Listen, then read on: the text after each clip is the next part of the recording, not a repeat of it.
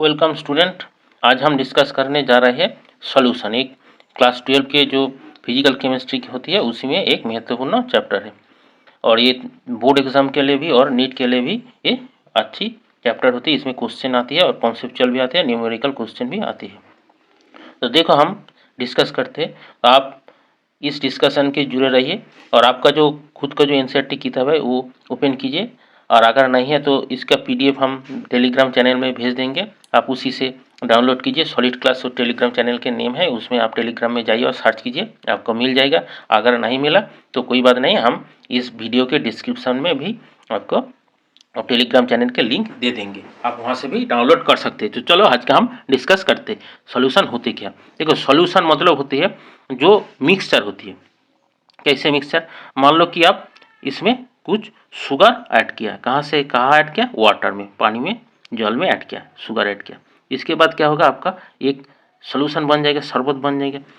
उसके हम कहते हैं सॉल्यूशन। मतलब सॉल्यूशन होती है एक से ज़्यादा, 2, 3, 4, 5 इतने जो पदार्थ है वो पदार्थों के मिक्सचर होती है, पदार्थों के मिक्सचर होती है। वो मिक्सचर की हम क्या कहते हैं? सॉल्यूशन कहते हैं। देखो हम इस किताब में जो लिखा है उसके हम अच्छे से समझ लेती है।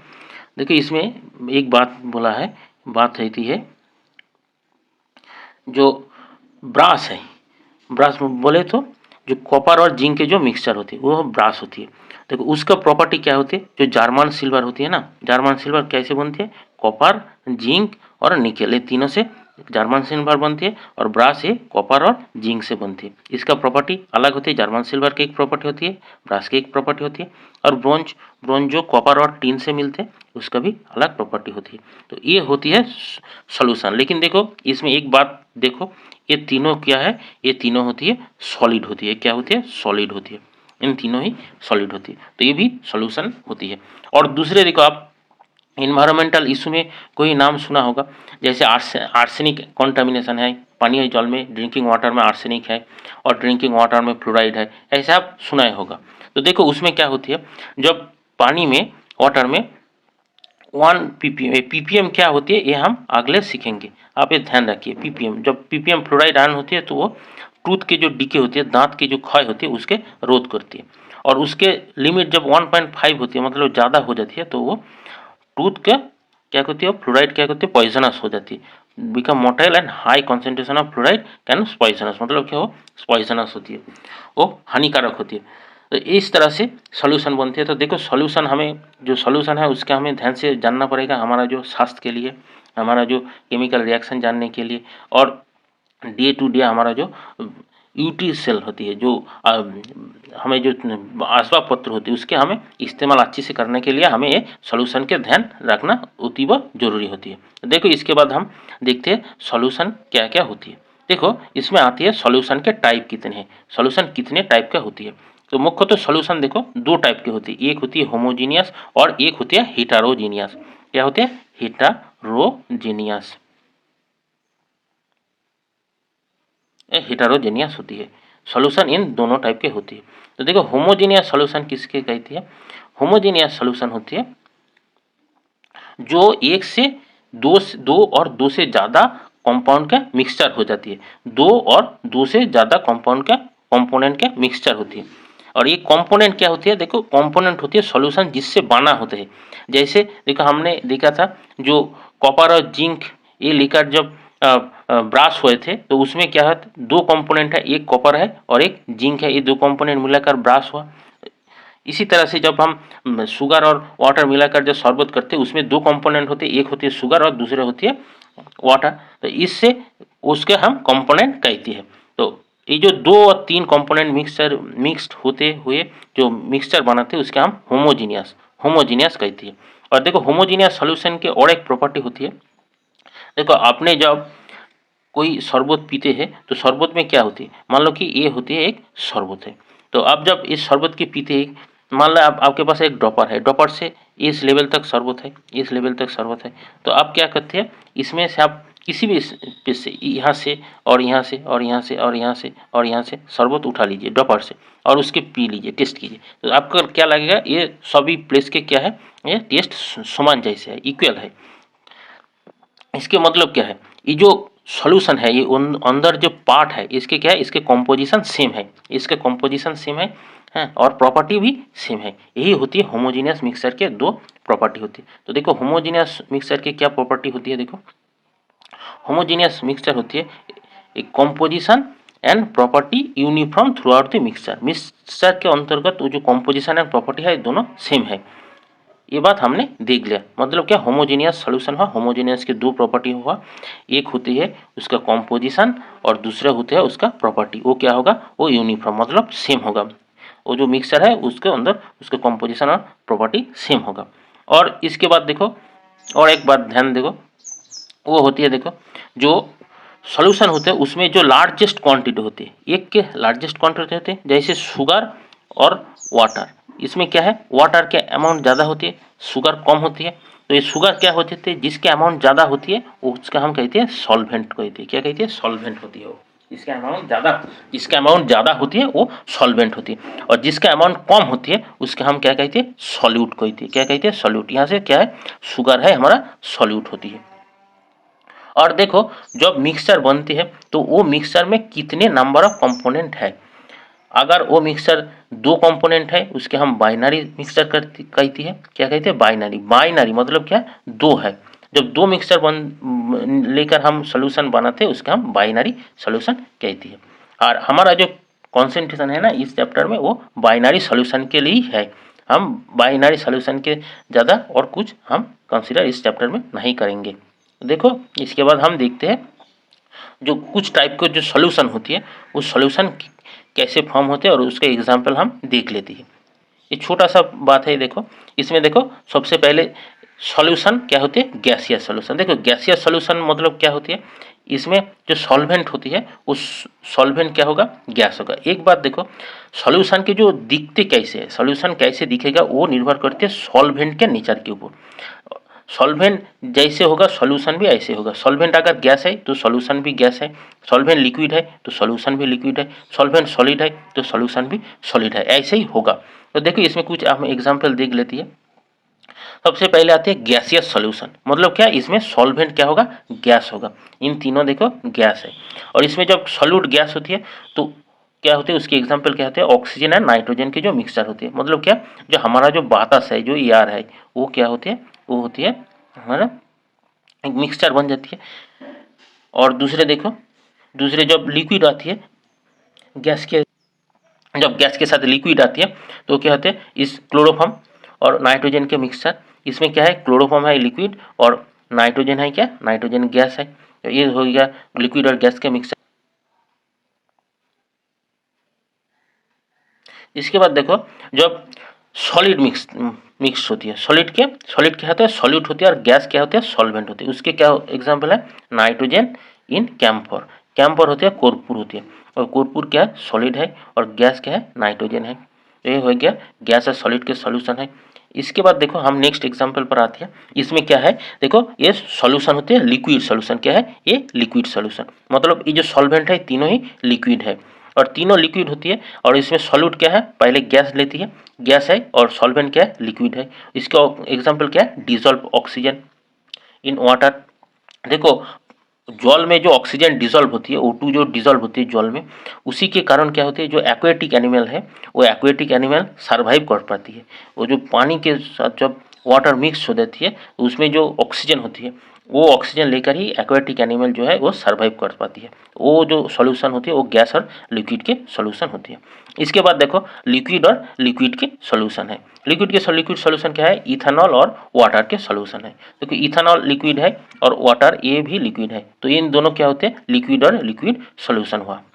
इसके बाद देखो हम देखते हैं ये जो सॉलिड सॉल्यूट है और लिक्विड सॉल्वेंट है। इसके क्या एग्जांपल है, जो ग्लूकोज, जो हम ग्लूकोज के पानी जो पीते हैं तो वो क्या होती है, वो ग्लूकोज सॉलिड होती है और लिक्विड होती है वाटर। उससे बनाकर हमने एक लिक्विड सॉल्यूशन लेती करती है और सॉल्यूट उसमें सॉलिड होती है। इसके बाद देखो थर्ड टाइप के एग्जाम्पल क्या होती है।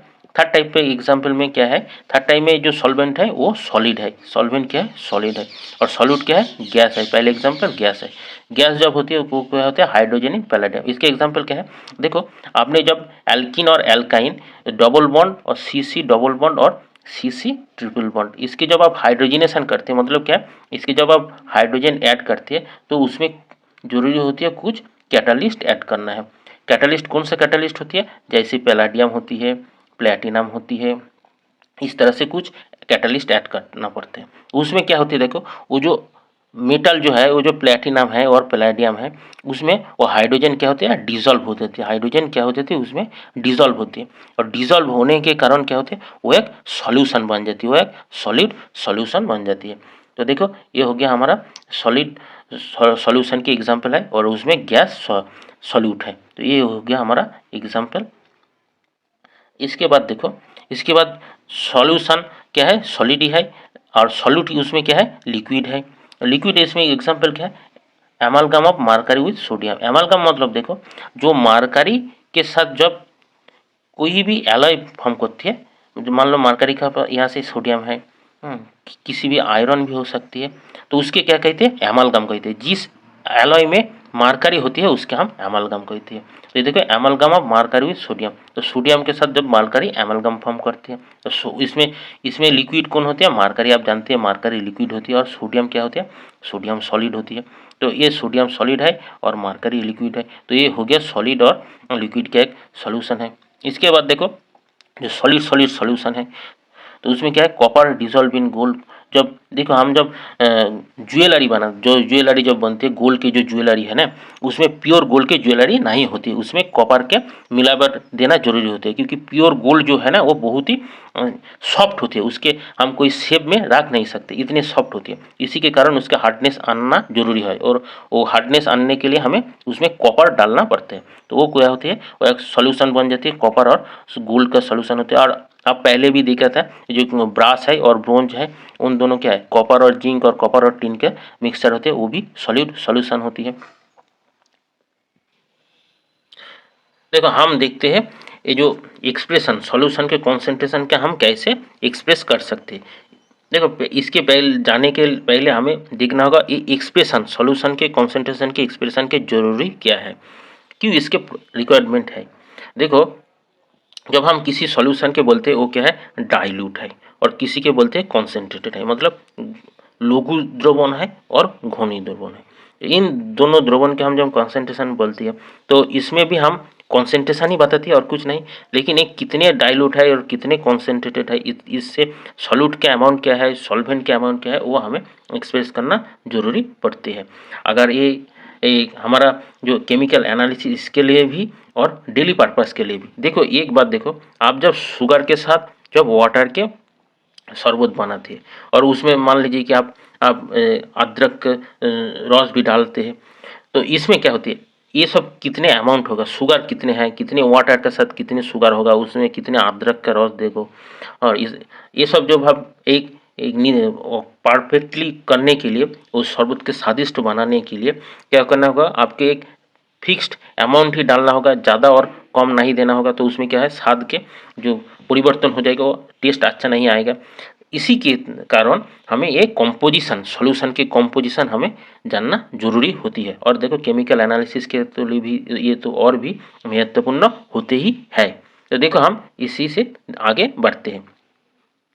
तो सॉल्यूशन के हम कैसे उसके कॉन्सेंट्रेशन एक्सप्रेस कर सकते हैं। तो पहले जो एग्जांपल होती है हमें, वो क्या है, उसका मास परसेंटेज। मास परसेंटेज बोले तो क्या है, देखो मास परसेंटेज मतलब होती है the mass present of component of a solution is defined as, मतलब देखो उस सॉल्यूशन में कितने मास है उसका हम एक्सप्रेस कैसे कर सकते हैं। इसी तरह से ये जो है ना, ये हम किसका कहते हैं, सॉल्यूट के mass of the component of the solution. तो इसमें mass of the component of the solution, मान लो कि यहाँ से आप सॉल्यूट लिया, सॉल्यूट कितने अमाउंट तक है, सॉल्यूट का अमाउंट क्या है, ये आप ले लिया, और इसके बाद क्या है, इसमें लिया आपने जो total mass of solution, solution के टोटल मास क्या होगा ये आप ले लिया, और दोनों के डिवाइड कर लिया। इसके बाद क्या है, ये परसेंटेज है, इसी के कारण क्या है, आपका 100 से डिवाइड करना पड़ेगा। तो मतलब क्या है, mass of solute is mass percentage, इसके क्या कहते हैं, वेट बाय वेटेज। मतलब क्या, ये भी वेट है और ये भी वेट है, ये भी डब्लू है और ये भी डब्लू है। तो देखो इसके हम कैसे लिखते हैं, इसके सबसे बेहतर तरीका होती है mass of solute by mass of solvent, mass of solvent, इन दोनों के हमें लेना पड़ते हैं, इंटू 100 करना होगा हमें, इंटू 100, इंटू क्या करना होगा, 100 करना होगा। ऐसे हम ये इसके निकाल सकते हैं। तो देखो इसके इसमें एक एग्जाम्पल है, वो एग्जाम्पल क्या है, इसमें बोला, क्या बोला, ये 10% glucose in water, 10% glucose in water by mass, मतलब क्या है, देखो वो जो सॉल्यूशन है, वो जो सॉल्यूशन है, सॉल्यूशन में 100% 10% ग्लूकोज है, 10% ग्लूकोज, ये क्या है, वेट बाय वेट। तो हम मान लो कि ले लेती है 100 ग्राम सॉल्यूशन, क्या लेती है, 100 ग्राम सॉल्यूशन लेती है। तो 100 ग्राम सॉल्यूशन में ग्लूकोज कितना होगा, ग्लूकोज का अमाउंट कितना होगा, 10 ग्राम होगा, सीधी सी बात है, ग्लूकोज कितना होगा, 10 ग्राम होगा।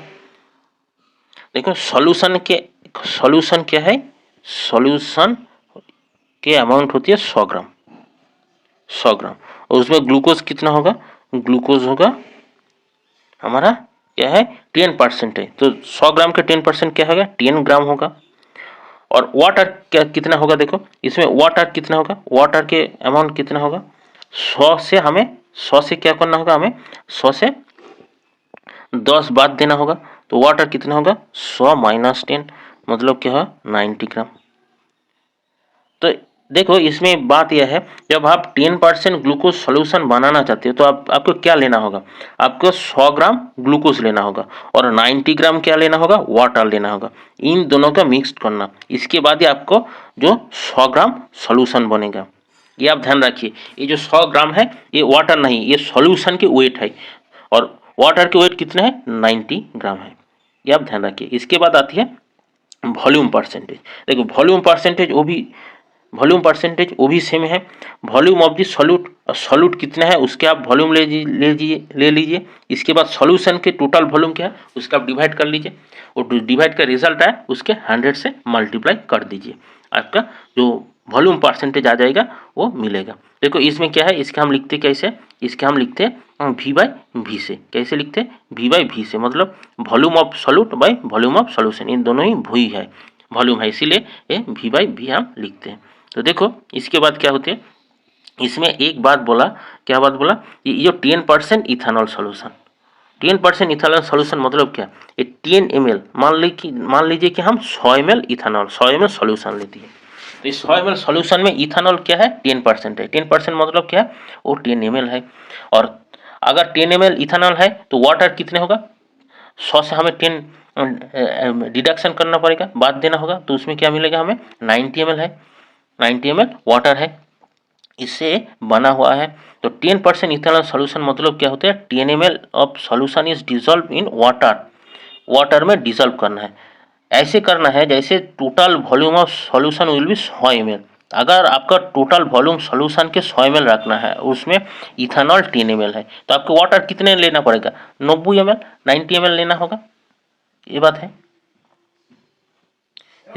इसके बाद देखो ये जो mass by volume percentage, mass by volume percentage मतलब क्या होती है, जो सॉल्यूशन की जो वॉल्यूम होती है, उस सॉल्यूशन के वॉल्यूम के अंदर कितने मास वो सॉल्यूट डिसॉल्व होती है, मास ऑफ सॉल्यूट कितने हैं वो देखो ये जो mass percentage, mass by volume percentage होती है, इसमें देखो एग्जांपल है, वो एग्जांपल क्या है, इसमें देखो 10% इथेनॉल मास बाय वॉल्यूम, मतलब क्या है, 100 ml सॉल्यूशन होगा, सॉल्यूशन कितने होगा, 100 ml होगा, और उसमें इथेनॉल कितना होगा, 10% होगा, लेकिन वो मास परसेंटेज है, याद रखना वो मास होगा, वो वॉल्यूम नहीं होगा, इसी के कारण वो 10 ग्राम इथेनॉल हो गया, ये आप याद रखिए। ये फार्मेसी में यूज होती है, मेडिसिन और फार्मेसी में इसका यूज ज़्यादा होती है। इसके बाद देखो हम देखते हैं पार्ट्स पर मिलियन, पार्ट्स पर मिलियन क्या होती है, देखो पार्ट्स पर मिलियन मतलब होती है, ये जो परसेंटेज हमने देखा, मास परसेंटेज देखा, उसी के सिमिलरली है। इसमें देखो number of parts of component, कितने कंपोनेंट है, यहाँ से हम ज़्यादा से ज़्यादा सॉल्यूट ही लेते हैं क्योंकि हम सॉल्यूट के ही मापते हैं, तो सॉल्यूट कितने हैं। इसके बाद total parts of the solution, solution में कितने पार्ट्स है वो हम डिवाइड कर लेते हैं। इसके बाद क्या है, ये दोनों के हम 10⁶ से मल्टीप्लाई कर देते क्योंकि ये मिलियन में है, ये मिलियन में है, किससे है, मिलियन में है। ये 10⁶ से मल्टीप्लाई कर देते। देखो इसके समझने के लिए हमें एक आसान तरीका है, वो तरीका देखो, ये जो पीपीएम होती है, वो जो पीपीएम होती है ना, वो पीपीएम मतलब क्या है, amount of solute in MG. Solute कितना है उसका हम एमजी में लिखे, और वो क्या है, सॉल्यूशन जो है वो सॉल्यूशन हम केजी पे लिखे। मान लो कि एक सैंपल में आपको बोला ये 5 ppm क्या है, फ्लोराइड है, 5 ppm फ्लोराइड है। उसका मतलब क्या है, 1 kg आप सॉल्यूशन लीजिए, 1 kg आप सॉल्यूशन ले लीजिए, उसमें आपको 5 mg क्या मिलेगा, फ्लोराइड मिलेगा, 5 mg आपको फ्लोराइड मिलेगा। देखो ये जो है, ये यहाँ से एग्जाम्पल भी है, अब देख लो। ये जो 5 ppm क्या है, आर्सेनिक इन वाटर, मीन्स क्या है, 5 mg arsenic is present in 1 kg water. 1 kg water में 5 ppm आर्सेनिक है, मतलब होती है 5 mg आर्सेनिक है 1 kg वाटर के और सॉल्यूशन में, यही होती है आपको ppm। इसके बाद देखो मोल फ्रैक्शन, ये बहुत ही महत्वपूर्ण होती है। मोल फ्रैक्शन क्या होती है, ये जो मोल फ्रैक्शन होती है इसका हम लिखते हैं सिंबल एक्स से डिनोट करते हैं। मोल फ्रैक्शन कैसे डिनोट करते हैं, एक्स, ये एक्स होती है ए, ये जो मोल फ्रैक्शन होती है इसका हम एक्स से लिखते हैं। और देखो ये हो गया हमारा मोल फ्रैक्शन। तो मोल फ्रैक्शन मतलब क्या है, number of moles of component, हम जिसके मोल फ्रैक्शन निकालना चाहते हैं उसके कितने मोल है वो हम न्यूमरेटर में लेना होगा। इसके बाद क्या है, टोटल नंबर ऑफ, सॉल्यूशन में जितने कंपोनेंट है उसके टोटल कितने मोल है वो हम डिनोमिनेटर में लिखना होगा, उसको डिवाइड करना, और डिवाइड ही क्या होगा, वो मोल फ्रैक्शन होगा। देखो इसमें एक बात ध्यान दो, ये जो सॉल्यूशन के जो टोटल नंबर ऑफ मोल्स है ये क्या होगा, एक कंपोनेंट से तो ज़्यादा है क्योंकि इसका भी यहाँ से है और दूसरे कंपोनेंट भी यहाँ कंट्रीब्यूट करती है, तो इसके कारण क्या होता है, mole fraction always less than 1 होगा। क्या होगा, मोल फ्रैक्शन जो होती है वो ऑलवेज लेस देन 1 होगा, ये आप ध्यान रखिए। देखो इसकी एग्जाम्पल है, मान लो कि ये number of moles of A and B, एक हमने सॉल्यूशन बनाया, उसमें ए और बी लेकर सॉल्यूशन बना, और ए के जो मोल है वो एन ए है और बी के जो मोल है वो एन बी है। तो इसमें देखो टोटल नंबर ऑफ मोल कितना होता है, N A plus N B होती है, और हम अगर ए के मोल फ्रैक्शन निकालना चाहते हैं तो एन ए के हम ऊपर लिखना होगा और टोटल मोल के हमें नीचे लिखना होगा, और इसके हमें डिवाइड करना होगा, और वो जो रिजल्ट आएगा वो क्या होगा, वो मोल फ्रैक्शन ऑफ ए होगा। सिमिलरली अगर मोल फ्रैक्शन ऑफ आप बी लेना चाहते हो तो क्या होगा, एक एन ऑफ बी होगा, मोल फ्रैक्शन ऑफ बी लेना चाहते हो तो उसमें क्या होगा, एन ऑफ बी होगा, सीधी सी बात है, divided by N A plus N B होगा, क्या होगा, N A plus N B होगा, यही होगा आपका मोल फ्रैक्शन ऑफ बी, और ये क्या है, ये मोल फ्रैक्शन ऑफ ए।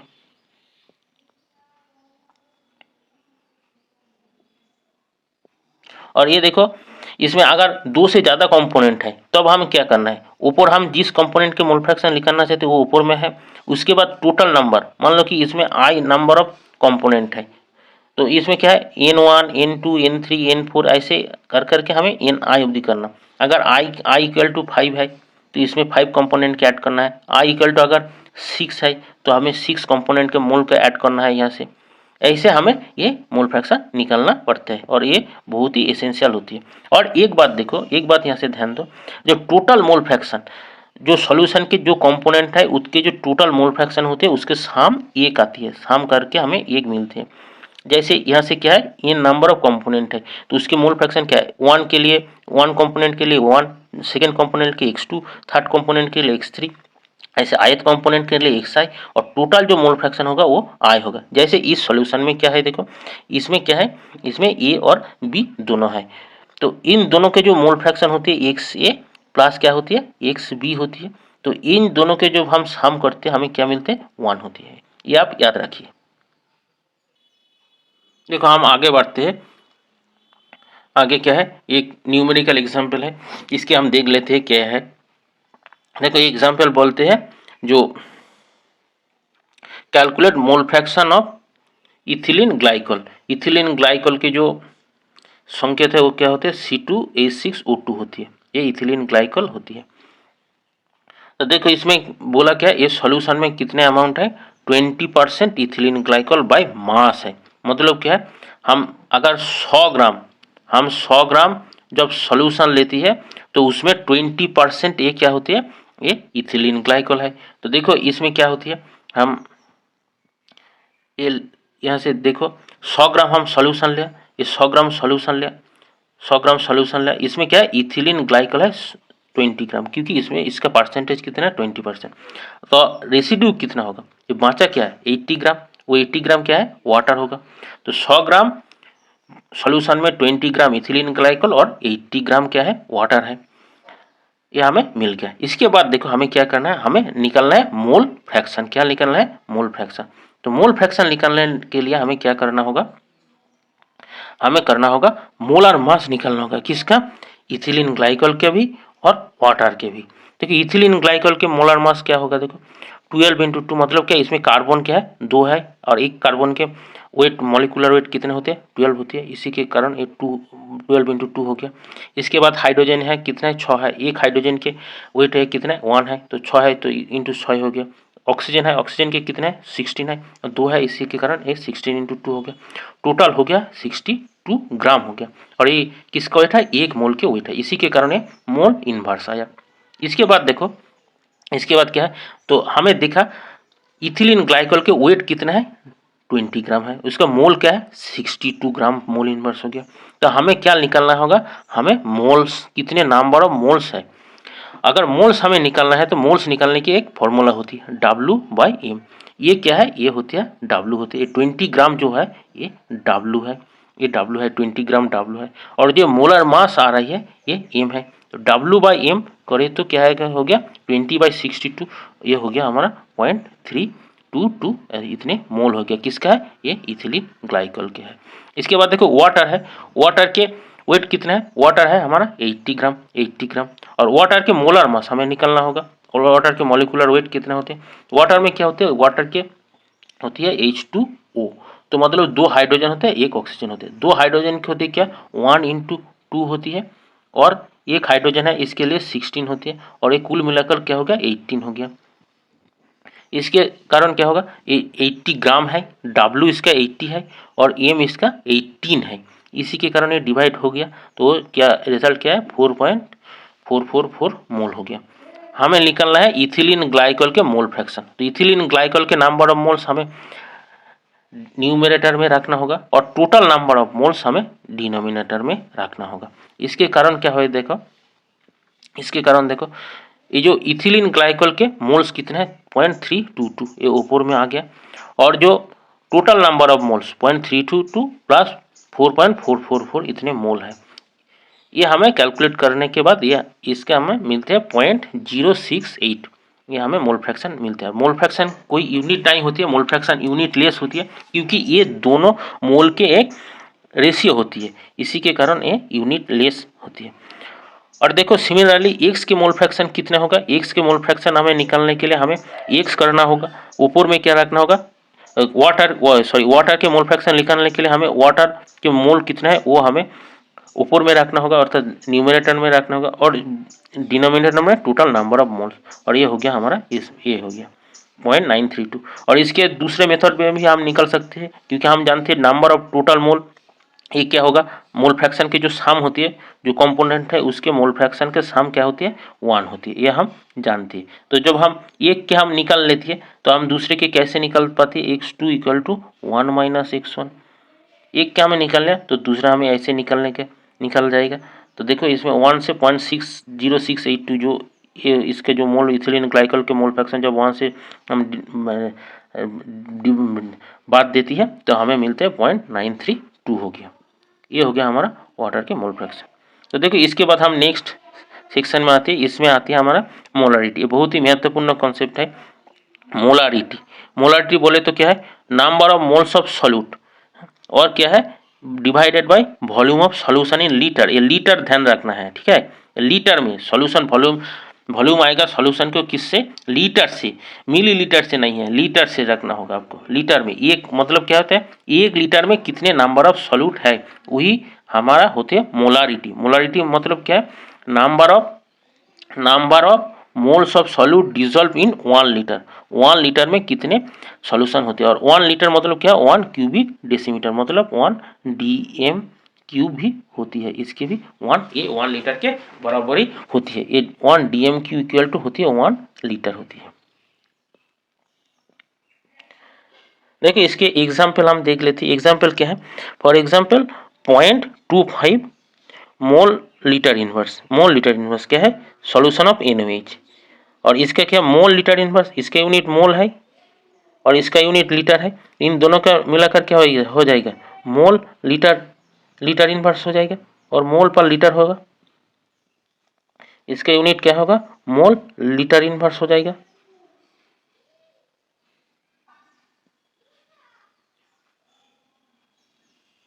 मोल पर लीटर होगा, ऐसे होगा हमारा। यही हो गया।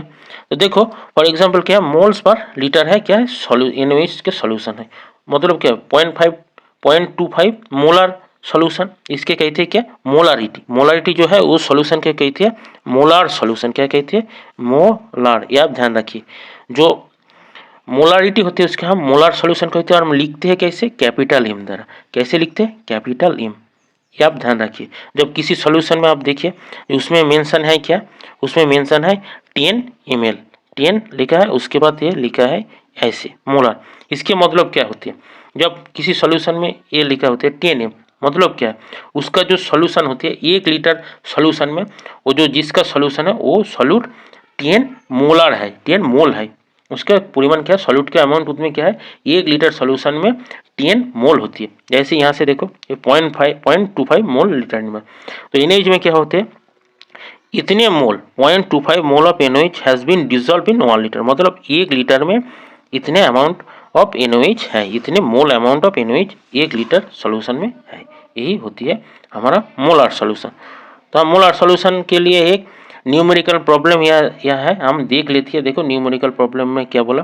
Calculate molarity of solution containing 5 gram of NaOH in 450 ml of solution. तो सॉल्यूशन के वॉल्यूम दिया है क्या है? 450 ml। तो हमें वॉल्यूम के क्या कैसे किससे कन्वर्ट है? हमें इसके लीटर में कन्वर्ट करना होगा। और ये जो 5 ग्राम NaOH है ना, उसकी क्या करना होगा? हमें मोलार में कन्वर्ट होगा। मतलब NaOH के मॉलिक्यूलर मास से इसका डिवाइड करना होगा, तभी तो हमें मोलार मिलेगा। इसके कारण क्या है? मोलार मास ऑफ NaOH हमें निकालना पड़ेगा। मोलार मास ऑफ NaOH क्या है? देखो 23 + 16 + 1 equal to 40 gram mole inverse हो गया। तो इसके बाद देखो ये क्या होगा? हमें 5 W/M मोलार हमें निकालने का फॉर्मूला क्या होता है? W/M। तो ये W हो गया 5 और M हो गया 40। तो हम इसके जब डिवाइड करते हैं हमें मिलते हैं 0.125 इतने मोल होती है। ये मोल ऑफ सॉल्यूशन है। और देखो इसमें क्या है? ये आप इस इक्वेशन में भी कर सकते हैं। इसके जो वॉल्यूम है ये आप पहले कन्वर्ट कर लीजिए, 450 के 1000 डिवाइड करके आप कन्वर्ट कर लीजिए। और अगर आपके ये समझ में नहीं आती है कोई बात नहीं, आप ऐसे कर लीजिए। ये 450 ml ऑफ सॉल्यूशन है 0.12 ml mole of NaOH। 10 ml 450 ml solution में है 0.12 मोल ऑफ NaOH। देयरफॉर 100 ml में कितना रहेगा? 100 ml में रहेगा आपको क्या है?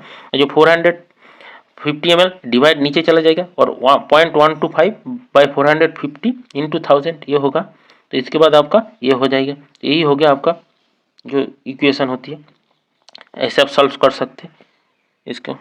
तो देखिए इसकी यूनिट क्या है? ये मोल लीटर इनवर्स में आया और मोल डेसीमीटर क्यूब में भी आया। ऐसे आपको यूनिट होती है। ये न्यूमेरिकल प्रॉब्लम हम देखते हैं अगले सेक्शन में क्या है। देखो अगले सेक्शन में है ये जो मोलारिटी। तो मोलारिटी मतलब क्या होती है? देखो हमने पहले देखा मोलारिटी, अब हम देखते हैं मोलालिटी। क्या देखते हैं हम? मोलालिटी। ये प्रोनाउंसिएशन अलग है, इसके स्पेलिंग भी अलग है। इसमें मोलालिटी है और पहले जो था वो क्या है? वो पहले था मोलारिटी। क्या है? यहाँ से क्या है? यहाँ है मोलारिटी, यहाँ मोलारिटी। इसका हम लिखते हैं कैपिटल M लेकर। और ये क्या है? ये है मोलालिटी। मोलालिटी क्या है? ये होती है मोलालिटी। इसके हम लिखते हैं स्मॉल m द्वारा। ये क्या कैसे डिफाइन होती है? Molality is defined as the number of moles of solute per kg of solvent and is express as follows. मतलब 1 kg जो सॉल्वेंट होती है, इसमें सॉल्यूशन नहीं है, ये क्या है? सॉल्वेंट है।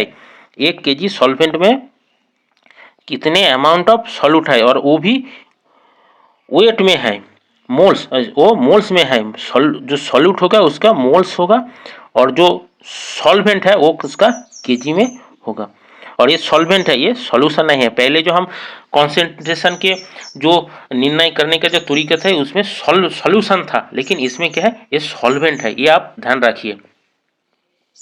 इसके एग्जाम्पल देखो, 0.1 मोल केजी इनवर्स मतलब 1 मोलार जो सॉल्यूशन होती है इसके क्या कहते हैं, मोलाल सॉल्यूशन। क्या कहती है इसके, मोलाल सॉल्यूशन, मोलाल सॉल्यूशन। पहले वाला जो था उसके मोलार सॉल्यूशन कहते हैं और इसके कहते हैं मोलाल सॉल्यूशन, ये मोलाल सॉल्यूशन होती है। तो देखो 1 molar solution of KCL means क्या होती है, इतने 1 मोल केसीएल होती है 1 केजी वाटर में, वाटर इसमें सॉल्वेंट है, 1 केजी वाटर में 1 मोल केसीएल होती है। 1 मोल केसीएल मतलब 74.5 ग्राम ऑफ केसीएल होती है। देखो इसमें तो हमने सारे जो कॉन्सेंट्रेशन डिटरमाइन करने के जो तरीके होते हैं, कॉन्सेंट्रेशन एक्सप्रेस करने के जो अलग अलग पद्धति होती है वो हम देख लिया।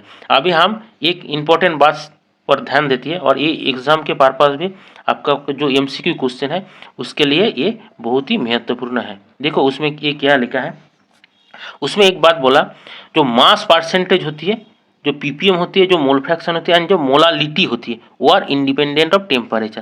देखो ये इसमें कोई टेम्परेचर डिपेंडेंट फैक्टर नहीं है, क्योंकि ये क्या होती है, मास मतलब मास जो है वो टेम्परेचर पर निर्भर नहीं करती है। पीपीएम जो होती है वो भी मास ही तो होती है, पार्ट्स पर मिले मतलब कि वो मास ही होती है पीपीएम। इसके बाद आती है मोल फ्रैक्शन। देखो टेम्परेचर बढ़े और घटे, मोल का तो कोई चेंज नहीं आएगा। इसके बाद देखो मोलालिटी, मोलालिटी क्या होती है, मोल्स ऑफ सॉल्यूट, ये तो चेंज नहीं आती है टेम्परेचर के साथ, और ये तो केजी है। अगर टेम्परेचर बढ़े और घटे, जो वेट है वो उसका वेट में कोई बदलाव नहीं आती है। इसी के कारण क्या होता है, ये इंडिपेंडेंट ऑफ टेम्परेचर होती है। क्या होती है, इंडिपेंडेंट ऑफ टेम्परेचर होती है। इसके बाद देखो ये जो मोलारिटी, मोलारिटी मतलब क्या, मोल पर लीटर ऑफ सॉल्यूशन, पर लीटर ऑफ सॉल्यूशन। लीटर क्या है, वॉल्यूम होती है। आप जानते हैं जो वॉल्यूम होती है, जो वॉल्यूम होती है वो क्या होती है, वॉल्यूम टेम्परेचर डिपेंडेंट होती है। अगर टेम्परेचर बढ़ती है तो वॉल्यूम क्या होगा, बढ़ जाएगा, प्रेशर अगर फिक्स থাকে तो। अगर टेम्परेचर घटती है तो वॉल्यूम घट जाएगा, ऐसे होती है। इसी के कारण क्या है, ये जो मोलारिटी जो है, जो मोल पर लीटर होती है ना, वो क्या होती है, वो टेम्परेचर डिपेंडेंट है। क्या है, वो टेम्परेचर डिपेंडेंट होती है, ये आप ध्यान रखिए। अब ध्यान रखिए जे ये क्या होते हैं, टेम्परेचर डिपेंडेंट होती है, मोलारिटी ये टेम्परेचर डिपेंडेंट होती है। ये आप ध्यान रखिए। क्वेश्चन आती है जो कौन सा जो कॉन्सेंट्रेशन के मेथड है वो टेम्परेचर इंडिपेंडेंट है, आपको याद रखना होगा। Mass percentage, ppm, mole fraction, molality वो टेम्परेचर इंडिपेंडेंट है, और मोलारिटी जो है वो टेम्परेचर डिपेंडेंट है। इसके कारण क्या है, देखो because volume depends on temperature, volume temperature पर डिपेंड करती है, लेकिन मास टेम्परेचर पर डिपेंड नहीं करते, यही कारण होती है। देखो हम अगले देखते हैं क्या है। देखिए इसमें एक न्यूमेरिकल प्रॉब्लम है। ओके है प्रॉब्लम, कैलकुलेट मोलालिटी। हमें क्या करना होगा, हमें मोलालिटी के कैलकुलेट करना होगा किसका, इथानोइक एसिड मतलब एसिटिक एसिड, और उसमें सॉल्वेंट कौन है, बेंजीन है। उस डिजॉल्व है बेंजीन की वॉल्यूम क्या 75 ग्राम है। तो मोलालिटी कैलकुलेट करने के लिए हमें एसिटिक एसिड के मोलार मास निकालना होगा। तो एसिटिक एसिड के मोलार मास क्या होगा, देखिए इसमें कार्बन है 2 है, ये 2 कार्बन C2 है, इसी के कारण 12 × 2 हो गया। 4 हाइड्रोजन है, इसी के कारण 1 × 4, और 2 ऑक्सीजन है 16 × 2, कुल मिलाकर हो गया 60 ग्राम मोल इनवर्स हो गया। और ये जो मास है कितने अमाउंट है इथेनॉइक एसिड 2.5 ग्राम, तो 2.5 डिवाइडेड बाई 60 हो गया 0.0417 मोल, ये हो गया इथेनॉइक एसिड के मोल्स हो गया। ये हो गया एन, हो गया एन ऑफ ए, मान लीजिए एन ऑफ ए हो गया, ये हो गया एन ऑफ ए हो गया, एन ऑफ ए हो गया। इसके बाद देखो मास ऑफ बेंजीन क्या है 75 ग्राम है। तो ग्राम है, हमें क्या करना है, हमें मोलालिटी निकालना है। मोलालिटी क्या होती है, 1 kg सॉल्वेंट में 1 kg सॉल्वेंट होना चाहिए। हमें 75 ग्राम है तो हमें 1 kg करना है, तो इसके 1000 देकर डिवाइड करना है, ये हो गया हमारा अमाउंट ऑफ सॉल्वेंट। तो moles of solute bye kg of solvent. तो देखो इसमें ये हो गया 75, ये 1000 नीचे था, ये ऊपर चला गया। ये क्या होती है, देखो इसमें ये कैसे होती है, देखो हम इसके अच्छे से एक्सप्लेन कर देते हैं। देखो moles of acetic acid, acetic acid के कितने मोल है, 0.0417 इतने नंबर ऑफ मोल्स है। डिवाइडेड बाय क्या होगा, देखो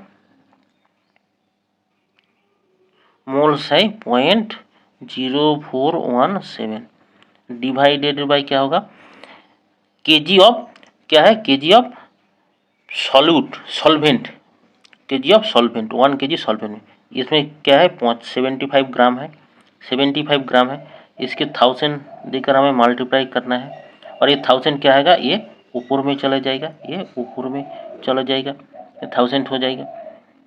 इसी के कारण ये आ गया, ये यहाँ से ऊपर उठ जाएगा। ये हो गया हमारा मोलालिटी सॉल्यूशन के क्या होगा 0.556 मोल केजी इनवर्स। ये हो गया हमारा सॉल्यूशन के मोलालिटी हो गया, मोलालिटी इसका हम लिखते हैं स्मॉल m देकर। देखो इसके बाद हम नेक्स्ट सेक्शन में आती है। नेक्स्ट सेक्शन में क्या है, यहाँ सॉल्युबिलिटी है। क्या है सॉल्युबिलिटी, सॉल्युबिलिटी क्या है, सॉल्युबिलिटी कुछ नहीं है, सॉल्युबिलिटी होती है, देखो ये जो सॉल्यूशन होती है, ये जो सॉल्यूशन होती है उस सॉल्यूशन में maximum amount that can be dissolve in a specific amount of solvent. जो सब्सटेंस के जो सॉल्यूट है उसको मैक्सिमम अमाउंट कितने हम डिजोल्व कर सकते हैं एक सॉल्वेंट के और एक फिक्स टेम्परेचर के अंदर। ये टेम्परेचर फिक्स्ड क्यों आती है, देखो तो सॉल्युबिलिटी क्या होती है, सॉल्युबिलिटी मान लीजिए कि 100 ग्राम क्या है वाटर है, 100 ग्राम वाटर है, 100 ग्राम वाटर है, 100 ग्राम H2O है। इससे आप मैक्सिमम कितने अमाउंट ऑफ शुगर डाल सकते हैं, शुगर डाल सकते हैं, कितने अमाउंट ऑफ शुगर आप मैक्सिमम अमाउंट ऑफ शुगर डाल सकते हैं, वही होती है इसका वाटर में शुगर का सॉल्युबिलिटी है। अगर देखो इसमें आप टेम्परेचर बढ़ा दोगे ना तो ये जो शुगर के जो सॉल्युबिलिटी है वो भी बढ़ जाएगा। जो मान लीजिए कि 100 ग्राम में आप रूम टेम्परेचर में एक्सपेरिमेंट कर रही है और रूम टेम्परेचर क्या है 30 डिग्री सेंटीग्रेड है। और मान लीजिए कि एग्जाम्पल में ये एक्चुअल नहीं हो सकती है, इसमें क्या है मान लीजिए कि ये इसमें 15 ग्राम शुगर डिजोल्व हो गया। अगर टेम्परेचर आप बढ़ा कर क्या कर लिया, आप टेम्परेचर मान लीजिए कि टेम्परेचर बढ़ा करके 30 से 60 कर लिया, तो 60 करने के बाद क्या होगा टेम्परेचर बढ़ गया, टेम्परेचर बढ़ने के कारण क्या होगा उसके जो सॉल्युबिलिटी है वो भी इंक्रीज कर जाएगा। देखो अर्थात टेम्परेचर आप जितने बढ़ाओगे, टेम्परेचर आप जैसे बढ़ते जाएगा ऐसे सॉल्युबिलिटी भी बढ़ जाएगा। क्या होगा, ऐसे सॉल्युबिलिटी बढ़ेगा। ये सॉल्युबिलिटी S है और टेम्परेचर मान लो कि T है, ऐसे जैसे T बढ़ेगा ऐसे सॉल्युबिलिटी भी बढ़ जाएगा। ऐसे भी होती है टेम्परेचर बढ़ने के बाद सॉल्युबिलिटी घट भी सकते हैं। मान लीजिए कि टेम्परेचर क्या हो रहा है, ये टेम्परेचर इंक्रीज कर रही है और ये सॉल्युबिलिटी घट रही है, ये भी हो सकते हैं, पॉसिबिलिटी है। मतलब ये बात आप मान कर चलिए ये टेम्परेचर के साथ ये सॉल्युबिलिटी डिपेंड होती है, ये हम आगे देखते हैं। और इसमें देखो जो जब गैस की सॉल्युबिलिटी आती है उसमें प्रेशर भी हमें कंसीडर करना पड़ेगा। तो देखो इसमें क्या लिखा है, तो सॉल्युबिलिटी क्या होती है, सॉल्युबिलिटी होती है substance max solubility of a substance is its maximum amount that can be dissolved in a specified amount of solvent। एक स्पेसिफाइड अमाउंट के सॉल्वेंट में कितने वो सॉल्यूट डिजोल्व होती है at a specific temperature, temperature भी स्पेसिफिक होना जरूरी है। देखो इसमें बाद में क्या लिखा है, it depends upon nature of solute, solute के नेचर क्या है, सॉल्वेंट के नेचर क्या है, टेम्परेचर क्या है और प्रेशर क्या है। मतलब सॉल्युबिलिटी के फैक्टर क्या क्या होती है, चारों फैक्टर है। पहले देखो नेचर ऑफ सॉल्यूट, ये एक फैक्टर हो गया, दूसरे हो गया नेचर ऑफ सॉल्वेंट हो गया, तीसरे फैक्टर हो गया टेम्परेचर हो गया और चौथे फैक्टर हो गया प्रेशर हो गया। ये चारों के चारों फैक्टर जो है सॉल्युबिलिटी के कंट्रोल करते हैं। हम धीरे धीरे एक एक करके फैक्टर डिस्कस करते हैं। देखो हम आगे बढ़ते हैं। इसमें क्या है, solubility of A solid in liquid, liquid के अंदर सॉलिड के सॉल्युबिलिटी कैसे होती है वो हम देखते हैं। देखो इसमें बोला every solute does not dissolve in A given liquid, मतलब क्या, सभी सॉल्यूट सभी लिक्विड में डिजोल्व नहीं होती है। जैसे कि एग्जांपल क्या है, व्हाइल सोडियम क्लोराइड, जो सोडियम क्लोराइड एंड शुगर वो डिजोल्व रेडिली इन वाटर, वो वाटर में सहजे डिजोल्व करती है। लेकिन क्या है, वो नेप्थलीन और एंथ्रासिन में डिजोल्व नहीं होती है। ये जो सोडियम क्लोराइड और शुगर होती है वो नेप्थलीन एंथ्रासिन में डिजोल्व नहीं होती है, वो वाटर में इजीली डिजोल्व हो जाती है। इसके बाद देखो और जो नैप्थलीन और एंथ्रासिन जो है वो क्या होते हैं, वो बेंजीन में इजीली डिसॉल्व कर जाती है। लेकिन जो सोडियम क्लोराइड और शुगर है, इन दोनों क्या है, ये बेंजीन में डिसॉल्व नहीं करते हैं, ये बेंजीन में डिसॉल्व नहीं होती है। तो इसमें एक बात हमें देखना पड़ते है, जो सॉल्यूट होती है, किसी सॉल्यूट एक पार्टिकुलर सॉल्वेंट में डिसॉल्व होती है, और इसी के कहती है, जैसे देखो पोलर सॉल्यूट जो है वो डिसॉल्व होती है पोलर सॉल्वेंट में, और जो नॉन पोलर सॉल्यूट है वो डिसॉल्व होती है नॉन पोलर सॉल्वेंट में। और इसके कहती है लाइक डिसॉल्व लाइक। ये जो होती है पोलर सॉल्व, ये आप याद रखिए, पोलर जो सॉल्यूट है वो डिसॉल्व इन पोलर सॉल्वेंट, और जो नॉन पोलर सॉल्यूट है वो dissolve in non polar solvent है। और ये जो बात है इसके हम कहते हैं लाइक डिसॉल्व लाइक, मतलब जिसका पसंद है वो इसी से डिसॉल्व होती है। देखो जैसे सॉल्यूट डिसॉल्व होती है तो इंटरमोलिकुलर फोर्स उसमें ऑपरेट करती है, वो इंटरमोलिकुलर फोर्स ही होती है उसका डिसॉल्व होने के कारण होती है। देखो solute dissolve in a solvent if the intermolecular interaction are similar, वो सिमिलर टाइप के इंटरेक्शन होना चाहिए। जैसे पोलर में क्या होती है, जो अट्रैक्शन फोर्स होती है पॉजिटिव और नेगेटिव के जो पार्टिकल होती है उसके बीच में अट्रैक्शन फोर्स होती है, वो पोलर मॉलिक्यूल में ऑपरेट करती है। अगर वही सॉल्वेंट और सॉल्यूट दोनों में है तो उसमें सॉल्युबिलिटी अच्छी होगा। अगर जो नॉन पोलर है उसमें क्या होती है, नॉन पोलर जो सॉल्यूट होती है और सॉल्वेंट होती है उसमें पोलर अट्रैक्शन फोर्स नहीं ऑपरेट करती है, जो पॉजिटिव और नेगेटिव चार्ज है ही नहीं उसमें, अट्रैक्शन करने की कोई बात ही नहीं होती है। इसी के कारण जब पोलर नॉन पोलर जो सॉल्वेंट होती है वो non polar solvent non polar solute से इंटरेक्शन अच्छा होती है और इसके सॉल्युबिलिटी भी बढ़ते हैं। ये होती है हमारा लाइक डिसॉल्व लाइक, जो जिसका पसंद है वो उसी से डिसॉल्व होती है, आप ध्यान रखिए। देखो इसके बाद क्या होगा, देखो आप इतने दूर तक देख लिया तो चैनल को जरूर सब्सक्राइब कर दीजिए और आपका दोस्त के साथ शेयर कर दीजिए। सब्सक्राइब करना जरूरी है क्योंकि इससे हमें बहुत ही मेहनत लगती है। ठीक है, चलो आगे बढ़ते हैं। देखो when a solute added in solvent, जब हम सॉल्यूट को सॉल्वेंट में ऐड करते हैं तो क्या होती है, उसमें साम जो सॉल्यूट है वो डिसॉल्व हो जाती है एंड उससे धीरे धीरे जो सॉल्यूशन के अंदर कॉन्सेंट्रेशन बढ़ जाती है, किसके, जो सॉल्यूट क्या है उसके, उससे कॉन्सेंट्रेशन बढ़ जाती है, concentration increases in solution. This process is known as dissolution, इसके डिसोल्यूशन कहती है। डिसोल्यूशन मतलब क्या होती है, डिसोल्यूशन मतलब जो सॉल्यूट जब सॉल्वेंट में डिसॉल्व होती है और धीरे धीरे सॉल्यूट की कॉन्सेंट्रेशन बढ़ जाती है, इसी प्रोसेस के हम कहती है डिसोल्यूशन कहती है। देखो इसके ऑपोजिट एक बात होती है, वो क्या होती है, देखो some solute particle in solution colloid with solid solute particle and get separated out in a solution. देखो आपने एक बात देखो, जब कोई कॉन्सेंट्रेटेड सॉल्यूशन होती है घर में, देखो जो शुगर के जो सॉल्यूशन होती है जब वो बहुत ही घनीभूत होती है, कॉन्सेंट्रेटेड होती है, आप उसमें कुछ शुगर के जो सॉलिड है ना, जो सॉलिड के शुगर उसमें दे दीजिए और 1 नाइट आप उसको रख दीजिए, तो आपने देखा होगा जो वो जो सॉल्यूट जो शक्कर के दाना जो आपने डाले थे उसका जो साइज है वो बढ़ गया। यही होती है जो सॉल्यूट पार्टिकल जो है ना, वो सॉलिड जो सॉल्यूट पार्टिकल होती है वो उससे सेपरेट आउट हो जाती है, इसी के कहते हैं क्रिस्टलाइजेशन। तो क्रिस्टलाइजेशन क्या होती है, देखो some solute particle in solution colloid with solid solute, जो हम बाहर से सॉलिड सॉल्यूट ऐड किए थे और जो सॉल्यूशन में भी रह सकती है, तो उसमें कोलाइड करके जो सॉल्यूट पार्टिकल है वो सेपरेट आउट हो जाती है सॉल्यूशन से, और ये जो सॉल्यूशन से सॉल्यूट पार्टिकल सेपरेट होना है इसी प्रोसेस के कहते हैं क्रिस्टलाइजेशन। ठीक है, देखिए इसके बाद आगे क्या, इसके बाद देखो ये stage is reached when two process occur at the same rate, मतलब क्या, ये क्रिस्टलाइजेशन और डिसोल्यूशन इन दोनों प्रोसेस इक्वली होती है, इसका रेट और इसका रेट, इन दोनों का रेट समान होती है, इन दोनों का रेट समान होती है, इसी के कहती है, ये हम बोलते हैं ये जो सॉल्यूशन है वो डायनामिक इक्विलिब्रियम में रीच कर रही है, वो क्या है, वो डायनामिक इक्विलिब्रियम में रीच कर रही है। तो उसमें हम लिखते कैसे, देखो ये सॉल्यूट है, ये सॉल्वेंट है और ये इक्विलिब्रियम का साइन है, इसके बाद ये सॉल्यूशन हो गया। At this stage concentration of solute in solution will remain constant under given condition। Condition क्या है, वो टेम्परेचर और प्रेशर फिक्स रखना है, मतलब आप वो जो टेम्परेचर में एक फिक्स टेम्परेचर मान लीजिए टेम्परेचर T है और प्रेशर P है, इसमें आप किसी सॉल्यूशन देकर एक सॉल्यूशन बनाया, तो इसमें क्या है, अगर आप उससे ज़्यादा भी सॉल्यूट ऐड कर लीजिए लेकिन वो डिसॉल्व नहीं होगा, और क्रिस्टल भी नहीं फॉर्म करेगा, वो फिक्स्ड रहेगा। और वो जो कंडीशन है उसी के हम कहते हैं सैचुरेटेड सॉल्यूशन। मतलब क्या, वो सॉल्यूशन जो है वो सॉलिड के सैचुरेटेड हो गया, उससे और ज़्यादा सॉल्यूट उसमें डिसॉल्व नहीं हो सकते और उससे सॉल्यूट पार्टिकल आ भी नहीं सकते। ये जो प्रोसेस है इसी के कहते हैं सैचुरेटेड सॉल्यूशन है। देखो सैचुरेटेड सॉल्यूशन क्या कहती है, देखो similar process is followed when gas are dissolve in liquid solvent. Gas जब लिक्विड सॉल्वेंट में डिसॉल्व होती है तो इसी प्रोसेस से काम चलती है।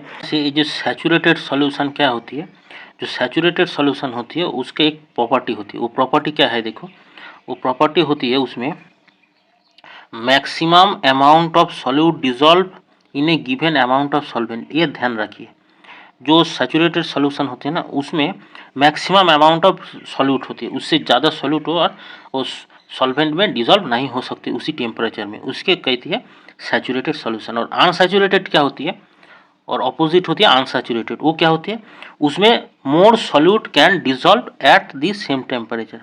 मतलब क्या, देखो जब किसी पर्टिकुलर टेम्परेचर में ज़्यादा सॉल्यूट डिसॉल्व हो सकती है उसके कहती है अनसैचुरेटेड सॉल्यूशन। इस सैचुरेशन के आप भूख से कंपेयर कर सकते हैं। देखिए जब जब आपको भूख लगती है तो आप खाना खाते हैं, तो मतलब आप एक समय में और खाना खाने का आपका कैपेबिलिटी है, मतलब आपका भूखा कंप्लीट नहीं हुआ तो आप फिर भी वो भूखा है, अब भूख कंप्लीट नहीं हुआ। जब आपका भूख कंप्लीट हो जाती है वो सैचुरेशन में आ जाती है, मतलब क्या आपका भूख कंप्लीट हो गया, आपका भूख नहीं है, पेट भर गया, तो मतलब क्या आप सैचुरेटेड हो गया। ऐसे होती है सैचुरेशन के सॉल्यूशन के सैचुरेशन भी ऐसे होती है। देखो इसके बाद क्या होती है, हमने डिस्कस किया था, we have observe that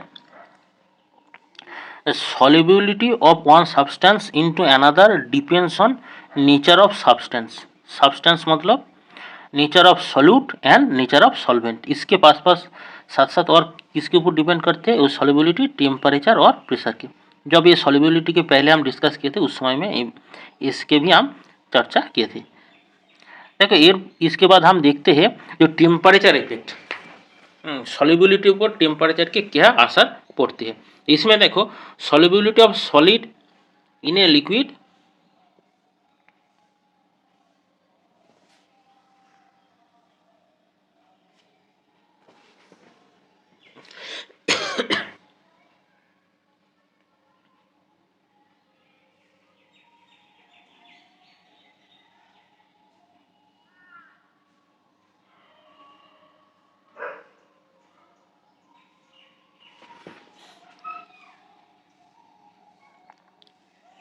solubility क्या होती है, solubility of A solid in a liquid at a given temperature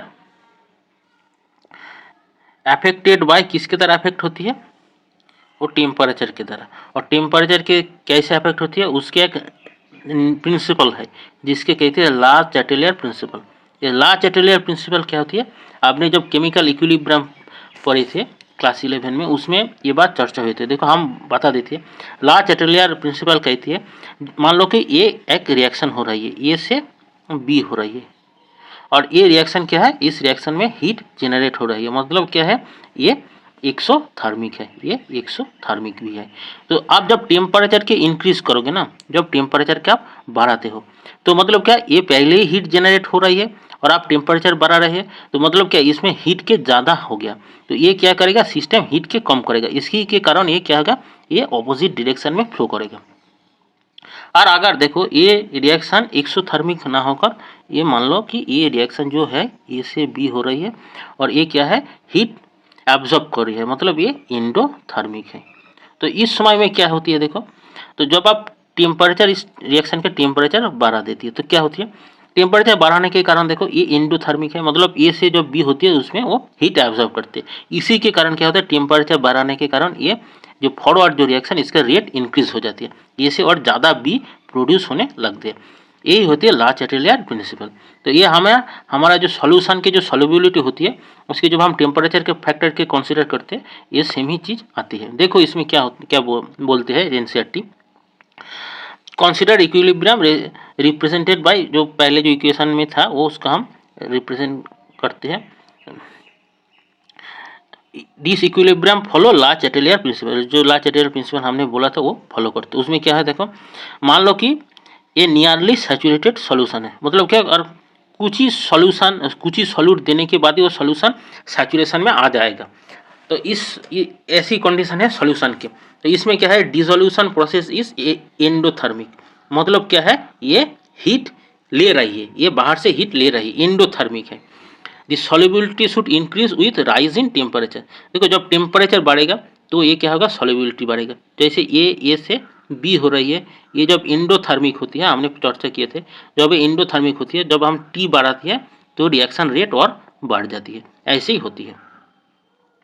similarly देखो और एक केस होती है, मान लो कि ये जो सॉल्यूशन जो प्रोसेस है, सॉल्युबिलिटी जो प्रोसेस है, वो होती है एक्सोथर्मिक। और एक्सोथर्मिक मतलब क्या है, del H less than zero होती है, और एंडोथर्मिक में del H greater than zero होती है। तो एक्सोथर्मिक में क्या होती है, जो एक्सोथर्मिक सॉल्युबिलिटी प्रोसेस होती है, तो उस समय में आप जब टेम्परेचर इंक्रीज कराती है तो सॉल्युबिलिटी क्या होती है, डिक्रीज कर जाती है। ये आप याद रखिए। जिस मतलब क्या होती है, देखो सीधी सी बात है, जब सॉल्यूशन बनने के समय वो ठंडी हो जाती है, मान लो कि ये एक कंटेनर है, इसमें आप सॉल्यूशन बना रही है, क्या बना रही है, सॉल्यूशन बना रही है। मान लीजिए कि ये है और इसके साथ आप बी मिलाकर ये सॉल्यूशन बना रही है, और ये इसका क्या हो रही है, इसका टेम्परेचर इंक्रीज कर रही है, इसके ये ठंडी हो रही है, मतलब ये हीट एब्जॉर्ब कर रही है, हीट ये क्या कर रही है, हीट एब्जॉर्ब कर रही है, मतलब क्या है, ये एंडोथर्मिक है, एंडोथर्मिक। इस सिचुएशन में जब आप टेम्परेचर इंक्रीज करोगे तो क्या होगा, सॉल्युबिलिटी बढ़ जाएगा। ठीक है, मतलब क्या है, मान लो कि ये 100 ग्राम ए से ये 50 ग्राम क्या बी के डिजॉल्व कर लेती है, 50 ग्राम बी ये 100 ग्राम ए से डिजॉल्व हो जाती है। लेकिन जब आप टेम्परेचर बढ़ा देते हो तो ये 50 ग्राम से बढ़कर 60 ग्राम हो जाती है। ऐसे ही टेम्परेचर बढ़ाने के साथ साथ इसका सॉल्युबिलिटी भी बढ़ जाती है। ऐसे होती है टेम्परेचर का इफेक्ट है। इसके बाद देखो इफेक्ट ऑफ प्रेशर, प्रेशर की कैसे इफेक्ट पड़ती है। इन जनरल देखो जो सॉलिड और लिक्विड होती है, जब प्रेशर बढ़ती है वो सॉल्यूशन सॉलिड और लिक्विड के जो वॉल्यूम है उसमें कोई असर नहीं पड़ते, क्योंकि ये जो सॉलिड और लिक्विड क्या होती है, ये सॉलिड और लिक्विड होती है इनकम्प्रेसिबल, क्या होती है, ये हाईली इनकम्प्रेसिबल होती है and practically remain unaffected bye changes in pressure. इसी के कारण होती है क्या, pressure does not have any significant effect on solubility of solid in liquid. मतलब जब सॉलिड और लिक्विड, सॉलिड क्या होती है, लिक्विड में डिसॉल्व होती है, उस समय में प्रेशर बढ़ने के कारण इसका सॉल्युबिलिटी के ऊपर कोई असर नहीं पड़ते। ये होती है प्रेशर के इफेक्ट है। देखो दूसरे बात हम देखते हैं, दूसरे टॉपिक्स में क्या होती है, हमारा नया टॉपिक्स आ गया। हम पहले डिस्कस कर रहे थे solubility of solid in liquid, अब हम डिस्कस करते हैं सॉल्युबिलिटी ऑफ गैस, गैस के सॉल्युबिलिटी कहाँ है, लिक्विड के ऊपर। देखो इसमें क्या है, इसमें बात होती है many gas dissolve in water, water में बहुत सारे गैस डिसॉल्व हो जाती है, जैसे oxygen dissolve only to a small extent, oxygen dissolve होती है वाटर में। इस और क्या होता है, इन दिस डिसॉल्व ऑक्सीजन हुई सस्टेन ऑल एक्वेटिक लाइफ, जो एक्वेटिक लाइफ के सस्टेन करने के लिए ये डिसॉल्व ऑक्सीजन बहुत ही एसेंशियल होती है। और दूसरे पार्ट में देखो जो HCl होती है हाइड्रोजन क्लोराइड, वो हाईली सॉल्युबल होती है, ये आप याद रखिए। जो ऑक्सीजन है उसके सॉल्युबिलिटी वाटर में कम है, लेकिन जो HCl है उसके सॉल्युबिलिटी हाई है, ये आप याद रखिए। इस बात का आप ध्यान से याद रखिए। ये जो HCl है ये हाईली सॉल्युबल है और ऑक्सीजन है डिसॉल्व ओनली स्मॉल एक्सटेंट, मतलब इसका सॉल्युबिलिटी बहुत ही कम है। और एक बात देखो, solubility of gas in liquids is greatly affected by pressure and temperature, pressure and temperature. ये प्रेशर और टेम्परेचर के ऊपर ये जो गैस की जो सॉल्युबिलिटी होती है वो बहुत ही असर पड़ती है, लेकिन जो सॉलिड होती है उसके ऊपर ओनली टेम्परेचर की इफेक्ट होती है, प्रेशर के कोई असर नहीं पड़ते हैं। ये बात आप ध्यान से याद रखिए, MCQ क्वेश्चन के लिए ये बहुत ही महत्वपूर्ण होती है। इसके बाद देखो solubility of gases increases with increase of pressure, जैसे प्रेशर बढ़ेगा ऐसे सॉल्युबिलिटी बढ़ेगा। इसके कारण क्या, देखो मान लो कि ये एक कंटेनर है, इसमें इतने लिक्विड है और ये पिस्टन है, और बीच में क्या है, बीच में होता है एक, मान लो कि ये गैस है, क्या है ये, गैस है, गैस है। तो इसके ऊपर जब आप प्रेशर इंक्रीज करोगे, बहुत ज़्यादा प्रेशर जब आप बढ़ाओगे तो क्या होगा, प्रेशर बढ़ाने के कारण ये जो गैस है ये इधर आ जाएगा, इधर आ जाएगा, इधर आ जाएगा, इधर आ जाएगा, इसके सॉल्युबिलिटी ऐसे बढ़ते हैं। तो देखो हम इस सिचुएशन में हम इसके हम देख लेते हैं ये कैसे काम करती है। For a solution of a gas in solvent consider a system as shown in figure 1.1। इसमें जो फिगर दिया है इस फिगर के हम कंसीडर करते हैं। तो देखो इस फिगर में क्या बोला था, इस फिगर में क्या बोला, इस फिगर में बोला देखो for this part of the solution and the upper part of gaseous system at pressure P। इसमें प्रेशर क्या है, फिक्स्ड है, और टेम्परेचर T भी फिक्स्ड है। और ये क्या, ये अपर पार्ट गैस है, ये गैस है और ये लिक्विड है। क्या है, ये लिक्विड है और ये गैस है और ये लिक्विड है, ये आप याद रखिए। ये गैसियस पार्ट है और ये लिक्विड वाला पार्ट है। Assume this system to be in state of dynamic equilibrium। ये सिस्टम इक्विलिब्रियम में है, मतलब जैसे एक गैस इससे डिसॉल्व होती है और गैस इधर से अब बाहर भी आ जाती है, इक्विलिब्रियम में है। Under this condition rate of gaseous particle entering and leaving the solution phase, मतलब जो हमने बोला था जो गैसियस पार्टिकल जो एंट्री करती है और जो गैसियस पार्टिकल एग्जिट करती है सॉल्यूशन से, उसका रेट समान है, इक्वल है। Now increase the pressure over the solution phase by compressing the gas to a smaller volume. इसके बाद हम क्या करते हैं, ये जो पिस्टन है इसके हम ढकेल देते, इसके हम पुश कर देती है, थोड़ा सा पुश कर देती है। इससे क्या होता है, इसके जो वॉल्यूम है, ये जो गैसियस साइड के जो वॉल्यूम, ये थोड़ा सा डिक्रीज हो गया। देखिए इसमें डिक्रीज हो गया, इसमें वेट बढ़ा दिया हमने, इसमें एक W1 था, इसमें W2 और W3 ऐड किया गया, इसी के कारण इसके वॉल्यूम डिक्रीज हुआ। This will increase the number of gaseous particle per unit volume over solution. इसके कारण हुआ क्या था कि इसमें जो जितने नंबर ऑफ गैसियस पार्टिकल है, इससे गैसियस पार्टिकल ज़्यादा हो गया, ये वॉल्यूम कम हो गया, इसी के कारण जो गैसियस पार्टिकल के जो डेंसिटी है बढ़ गया। यही बात बोला था इन्होंने। And also the rate at which gaseous particle striking the surface of the solution also increases. और ये बढ़ने के कारण क्या होती है, देखो ये जो गैसियस पार्टिकल जो सरफेस पे स्ट्राइक कर रही थी, तो ये भी बढ़ जाएगा, ये भी बढ़ जाएगा। ये तो सरफेस पे ऊपर ज़्यादा है, इसी के कारण इसका क्या स्ट्राइकिंग रेट भी बढ़ जाएगा, और इसमें सरफेस के ऊपर कम है, इसी के कारण इसका स्ट्राइकिंग रेट भी कम होगा। इसका स्ट्राइकिंग रेट कम होगा और इसका स्ट्राइकिंग रेट ज़्यादा होगा। The solubility of gas will increase until a new equilibrium is reached. मतलब क्या, इस समय में ये सॉल्युबिलिटी बढ़ रही है, सॉल्युबिलिटी बढ़ रही है और इधर से गैस भी आ रही है, लेकिन ये आने की संख्या कम है और जाने की संख्या ज़्यादा है, इधर से जाने की संख्या ज़्यादा है। और ये कब तक चलेगा, जब तक कि आने का और जाने का जो नंबर है ये इक्वल ना हो जाए। इसी से ये क्या होती है, ये सॉल्युबिलिटी बढ़ जाती है। And gas above the solution and दस द सॉल्युबिलिटी इंक्रीजेस। इसी तरह से सॉल्युबिलिटी इंक्रीज हो जाती है। तो ये जो फिनोमेना है ना, इसके एक साइंटिस्ट है, उसके नाम है हेनरी है। क्या नाम है उनका, उनका नाम है हेनरी। वो हेनरी ने ये ऑब्जर्वेशन किए थे और उन्होंने बोला था the solubility of gases in liquid is directly proportional to the partial pressure of gas present above the surface of the liquid. मतलब क्या है, ये जो गैस जो है, ये जो सॉल्युबल होती है, इसकी जो रेट है वो किसके ऊपर निर्भर होती है, तो निर्भर करती है इसके प्रेशर के ऊपर। इसके ऊपर कितने प्रेशर है, प्रेशर ज़्यादा होगा तो इसके सॉल्युबिलिटी बढ़ जाएगा, अगर प्रेशर कम है तो इसके सॉल्युबिलिटी भी कम होगा। इसके कहते हैं हम हेनरी लॉ, ये याद रखना। देखो हेनरी के साथ साथ डाल्टन भी उसी समय में एक लॉ दिए थे, उसका डाल्टन लॉ भी कहते हैं। उन्होंने इंडिपेंडेंटली वो काम किए थे। वो solubility of gas in a liquid solution is function of partial pressure of the gas. उन्होंने पार्शियल प्रेशर के गैस के ऊपर बोला था, जी गैस के पार्शियल प्रेशर जब बढ़ेगा उसका सॉल्युबिलिटी भी बढ़ जाएगा। ऐसे ही सेम ही लॉ है। And if we use the mole fraction of the gas in solution as a measure of solubility, then it can be said that mole fraction of the gas in the solution is proportional to the partial pressure of the gas over the solution। मतलब क्या है, देखो हम ये जो gas जो जितने amount of gas soluble होती है, इसके जब हम मोल फ्रैक्शन में कंसीडर करते हैं तो उस समय में हमें क्या मिलते हैं, देखो इस समय में हमें मिलते हैं जो ये जो सॉल्यूशन के अंदर गैस के जो मोल फ्रैक्शन प्रोपोर्शनल किसके ऊपर होते हैं, ये जो गैस के ऊपर जो प्रेशर है इसी के ऊपर एक मोल फ्रैक्शन होती है। मान लें कि ये जो प्रेशर है ये P है और ये जो मोल फ्रैक्शन है वो X है, तो ये क्या होती है, P प्रोपोर्शनल टू एक्स होती है, पी प्रोपोर्शनल टू एक्स होती है। ये बात ही यहाँ लिखा है, देखो the partial pressure of gas in vapour phase, मतलब वेपर फेज में जो गैस का जो प्रेशर, यहाँ से जो प्रेशर पी है वो प्रेशर है।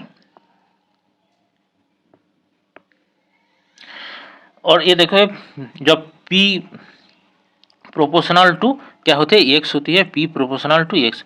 और ये प्रोपोर्शनलिटी से जब हम कांस्टेंट इक्वालिटी करते हैं तो हमें एक कांस्टेंट के मल्टीप्लाई करना होती है, वो होती है के एच। और के एच क्या होती है, के एच होती है हेनरी लॉ कांस्टेंट।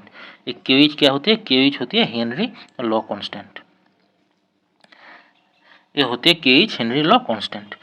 अब देखो इसमें हमें के एच का यूनिट निकालना पड़ेगा। देखो के एच इक्वल टू क्या होती है, के एच इक्वल टू होगा हमारा, एच इक्वल टू होगा P by x, P by x. तो देखो एक्स यूनिट लेस एक क्वांटिटी है, इस एक्स के कोई यूनिट नहीं है क्योंकि ये मोल फ्रैक्शन है। और पी मतलब प्रेशर के जो यूनिट होती है, और प्रेशर का यूनिट होती है क्या, प्रेशर की यूनिट होती है बार, एटमॉस्फेयर, ये सब यूनिट होती है। तो के यूनिट क्या होगा, वो जो प्रेशर का यूनिट है वही के यूनिट होगा। और इसमें देखो एक बात हमें ये डिराइव करना होगा, ये जो एक्स जो है, एक्स इक्वल टू क्या होती है, पी बाई के एच। मतलब देखो एक्स के वैल्यू, मतलब जो सॉल्यूशन के अंदर जो गैस के अमाउंट है, गैस के जो मोल फ्रैक्शन एक्स है, उसका वैल्यू किसके ऊपर निर्भर करती है, के एच और पी के ऊपर। पी जितना बढ़ेगा एक्स उतना ही बढ़ेगा, वो पहले हम डिस्कस किए थे। अब हम डिस्कस करते हैं के एच के ऊपर, के एच के वैल्यू के ऊपर इसका असर क्या होता है। देखो के एच ये गैस के लिए कांस्टेंट होती है, ये गैस के ऊपर डिपेंडेंट होती है। Different gases have different K H value at the same temperature. This suggest that K H is a function of nature of gas. मतलब क्या है, के एच होती है गैस के नेचर के ऊपर डिपेंडेंट होती है। तो देखो जिस गैस के एच वैल्यू ज़्यादा होगा तो एक्स प्रोपोर्शनल टू 1 बाई के एच होती है, एक्स प्रोपोर्शनल टू क्या होती है, 1 अपन के एच होती है। इसके कारण क्या होती है, के एच जब बढ़ेगा तो एक्स घटेगा, और के एच जब कम होगा तो एक्स बढ़ेगा। मतलब जिस गैस की के एच के वैल्यू ज़्यादा होती है उस गैस की सॉल्युबिलिटी कम होती है, और जिस गैस के एच की वैल्यू कम होती है उसकी सॉल्युबिलिटी भी ज़्यादा होती है। तो देखिए ये बात ही हम देख लेते हैं। Higher the value of K H at a given pressure the lower the solubility of gases in the liquid. मतलब क्या, जो हमने बोला था जो सॉल्युबिलिटी बढ़ेगा जब के एच के मान लो होगा। के H value for both nitrogen and oxygen increases with increase of temperature indicating the solubility of the gases decreases with increase of temperature. देखो ये बात ध्यान से याद रखो, जो नाइट्रोजन और ऑक्सीजन की होती है, ये जो नाइट्रोजन और ऑक्सीजन इसका जो केज के जो वैल्यू है ना, इसका जो केज के जो वैल्यू है, ये टेम्परेचर बढ़ने के साथ साथ इसका वैल्यू बढ़ जाती है। ये याद रखना, टेम्परेचर बढ़ते हैं तो केज के वैल्यू बढ़ जाती है, और केज के वैल्यू बढ़ने के कारण क्या होता है, सॉल्युबिलिटी कम होती है। अर्थात मतलब देखो ये जो नाइट्रोजन और ऑक्सीजन होती है, जब टेम्परेचर बढ़ती है तो इसका सॉल्युबिलिटी भी घट जाती है। मतलब क्या, हायर टेम्परेचर में ऑक्सीजन और नाइट्रोजन वाटर में कम डिसॉल्व होती है, लोअर टेम्परेचर में ज़्यादा होती है। देखो इसके बाद हम डिफरेंट गैस के जो केज की जो वैल्यू है वो हम कंपैरिजन देख लेती है। देखो ये जो होती है हीलियम, ये 293 में इसके देखो केज इतना है, और ये जो इसके देखो हाइड्रोजन के केज वैल्यू सबसे कम है, तो मतलब क्या है, इसके सॉल्युबिलिटी सबसे ज़्यादा होती है, और हीलियम के सबसे हाई है केज की वैल्यू। इसके कारण क्या होती है, हीलियम की सॉल्युबिलिटी सबसे कम होती है। और ऐसे देखो ये जो ऑक्सीजन के सॉल्युबिलिटी क्या है, ऑक्सीजन देखो 293 में, ऑक्सीजन के जो 293 में जो केज की वैल्यू है वो क्या है 34.86, और 303 में केज की वैल्यू क्या है 4.86। मतलब क्या, टेम्परेचर यहाँ से यहाँ इंक्रीज किया था, और देखो केज की वैल्यू भी बढ़ गया। इसी के कारण क्या होगा, सॉल्युबिलिटी क्या है, सॉल्युबिलिटी जब टेम्परेचर बढ़ेगा तो ऑक्सीजन की सॉल्युबिलिटी कम होगा क्योंकि केज की वैल्यू इंक्रीज कर रही है। ऐसे इसमें आर्गन, कार्बन डाइऑक्साइड, ये सबको केज के वैल्यू है। तो देखो ऑक्सीजन के, कार्बन डाइऑक्साइड के केज की वैल्यू क्या है 1.67। मतलब क्या है, कार्बन डाइऑक्साइड ऑक्सीजन से ज़्यादा सॉल्युबल है। सेम टेम्परेचर 298 और 293, मान लो कि प्राइस सेम ही है, तो इसमें क्या है देखो कार्बन डाइऑक्साइड के केज की वैल्यू होती है 1.67, और ऑक्सीजन के क्या होता है 34.86। मतलब बहुत ही कम है। मतलब क्या है, कार्बन डाइऑक्साइड जो है उसका सॉल्युबिलिटी बहुत हाई है ऑक्सीजन के रेस्पेक्टिव में। और मीथेन क्या है, मीथेन के केज की वैल्यू देखो, ये क्या है 0.413, मतलब मीथेन भी हाईली सोल्यूबल है कंपेयर टू ऑक्सीजन। ये आप डाटा याद रखिए, ये पूछ भी सकते हैं और ये प्रैक्टिकल एक्सपेरिमेंट भी काम आती है। ये कार्बन डाइऑक्साइड, ऑक्सीजन और ये मीथेन, ये तीनों के आप याद रखिए। देखो इसके बाद हम अगले टॉपिक्स में जाते हैं। इसमें एक न्यूमेरिकल प्रॉब्लम है, देखो उसका हम देख लेती है। N2 gas is bubbled through water at 293 Kelvin. How many millimole of nitrogen gas would dissolve in 1 liter of water? Assume that nitrogen exact a partial pressure of nitrogen कितने partial pressure देते हैं 0.987, given that Henry law constant for N2 at 293 kelvin is 76.48 kilowatt. तो देखो नाइट हमें पता क्या है, P equal to K H into X, ये हमें पता है। तो इसके हमें के एक्स इक्वल टू क्या होगा, P अपॉन के एच, P बाई के एच, ये P हो गया और के एच हो गया। तो नाइट्रोजन की जो एक्स है मोल फ्रैक्शन है, ये हमें मिल गया, कितने अमाउंट है मोल फ्रैक्शन मिला। इसके बाद देखो इसमें क्या बोला 1 लीटर ऑफ वाटर। देखो 293 केल्विन में वाटर की जो डेंसिटी होती है वो क्या होती है 1 ग्राम मोल इनवर्स, मतलब 1 ग्राम पर लीटर होती है, उसमें डेंसिटी 1 होती है वाटर की। इसी के कारण क्या होता है 1 लीटर वाटर के वेट 1 केजी हो जाती है, ये आप याद रखिए। और ये 1 केजी होने के कारण क्या होती है, देखो इसके वेट होती है 1 केजी, और मोलर मास हम जानते हैं H2O के क्या होती है H2O, इसके मोलर मास क्या होती है 18 ग्राम होती है, 18 ग्राम इसका मोलर मास होती है। तो मोल संख्या ऑफ वाटर के क्या होती है 55.55, ये हो गया वाटर के मोल नंबर। तो देखो वाटर के मोल नंबर हमें निकल लिया। इसके बाद देखो ये जो एक्स है, एक्स मतलब नाइट्रोजन के मोल फ्रैक्शन है, तो number of moles of nitrogen by number of moles of nitrogen by number of moles of water, ये हमें मिला। देखो ये जो नाइट्रोजन के मोल संख्या कितना आया, नाइट्रोजन के मोल संख्या बहुत ही कम है, क्योंकि इसके मोल फ्रैक्शन इतने हैं।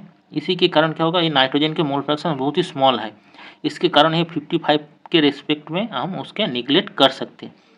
तो निगलेक्ट करने के कारण क्या होता है, देखो इसमें लिखा है N is denominator neglecting as N is much lower than 55.5, ये निगलेक्ट करने के कारण ये वैल्यू हमें मिला। और इसके सॉल्व करने के बाद हमें ये मिलते हैं एक्स, मतलब एन होती है एक्स हमें मिला। तो एक्स मिलने के बाद देखो एन मतलब क्या होती है, एक्स हमें मिल गया, एक्स क्या है थे ये वैल्यू, तो ये हो गया, ये हो गया,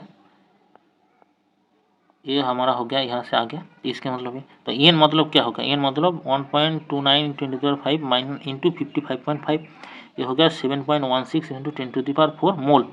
इतने मोल मतलब मिलीमोल कितना होगा, इसके 1000 के हमें मल्टीपल करना होगा, तो हो गया हमारा 0.716 मिलीमोल, हो गया केस खत्म। इसके बाद देखो हेनरी लॉ के एप्लीकेशन क्या होती है, बहुत ही महत्वपूर्ण लॉ है हेनरी लॉ। हेनरी लॉ के हम एप्लीकेशन देख लेते हैं, इसके एप्लीकेशन क्या है। देखो जो हेनरी लॉ है उसका इंडस्ट्री एंड बायोलॉजिकल जो फिनोमेना होते हैं वो बहुत ही अच्छे से एक्सप्लेन कर पाती है। जैसे जो solubility of CO2 in soft drink and soda water increases with high pressure. अब सॉफ्ट ड्रिंक जो कोका कोला जो पेप्सी जो पीते हैं उसके हाई कार्बन डाइऑक्साइड के डेंसिटी के कारण क्या होते हैं उसमें प्रेशर बहुत हाई होती है। और स्कूबा डाइवर जो होती है उसका हाई प्रेशर के काटने के कारण क्या होती है उसमें breathing at high pressure under water करना पड़ता है, क्योंकि उसमें प्रेशर हाई होती है और वो हाई प्रेशर में रहते हैं, उसी के कारण उसका हाई प्रेशर होती है। और उसमें क्या होते हैं उसमें हमें एक प्रिकॉशन लेना पड़ती है, और जब अपार में आती है उसमें कैपिलरी ब्लॉक ना हो जाए, इसी के कारण क्या होते हैं हमें उसका प्रिकॉशन लेना पड़ते हैं। और प्रिकॉशन के कारण क्या होते हैं उसमें हमें नाइट्रोजन के साथ साथ हमें कुछ गैस मिलाना पड़ती है। वो क्या होती है देखो, वो होती है हीलियम और नाइट्रोजन के और ऑक्सीजन के इस मिक्सचर पे हम वो जो स्कूबा डाइवर के जो ऑक्सीजन है उसमें हम मिलाती है, जैसे उसका लाइफ बच सके, नहीं तो लाइफ फैटल हो जाएगा, क्योंकि नाइट्रोजन इन दी ब्लड क्या होगा वो हाईली टॉक्सिक इफेक्ट होता है। हायर कॉन्सेंट्रेशन में जब नाइट्रोजन आती है वो टॉक्सिक हो जाती है, इसके अवॉइड करने के कारण हमें वो हीलियम मिलाना पड़ते हैं। या छोटी छोटी बात आप याद रखिए। इसके बाद देखो एट हाई ऑल्टीट्यूड में क्या होती है, पार्शियल प्रेशर ऑफ ऑक्सीजन लो हो जाती है, इसी के कारण वो एनॉक्सिया कंडीशन में आ जाती है। एनॉक्सिया क्या होती है, low blood oxygen causes climber to become weak and unable to think, उसमें सोचने का और क्षमता कम हो जाती है और वो वीक हो जाती है, उसके कहते हैं एनॉक्सिया कंडीशन। वो हाई ऑल्टीट्यूड में जब प्रेशर कम होती है पहाड़ में, उसमें हो जाती है। इसके बाद देखो इफेक्ट ऑफ टेम्परेचर, हम देखते हैं टेम्परेचर की इफेक्ट कैसे होती है। देखो solubility of gases in liquid decreases with rise in temperature, जब टेम्परेचर बढ़ती है तो गैस की जो सॉल्युबिलिटी है वो कम हो जाती है। क्यों कम हो जाती है, इसके कारण देखो, when dissolved the gas molecule are present in liquid phase and the process of dissolution can be considered as similar to the condensation, मतलब वो condense हो रही है ऐसे, and heat is evolved। देखो जब condense होती है, जब गैसियस फेज से लिक्विड फेज में कंडेंस होती है, उस समय क्या होती है, वो जो एक्स्ट्रा हीट गैस में रहती है वो छोड़ देती है, वो छोड़ने के बाद ही वो लिक्विड होता है, इसी के कारण उसकी कंडेंसेशन क्या होती है, एक्सोथर्मिक प्रोसेस होती है। We have learn that last section discuss Le Chatelier principle जो हमने डिस्कस किए थे, involve in dynamic equation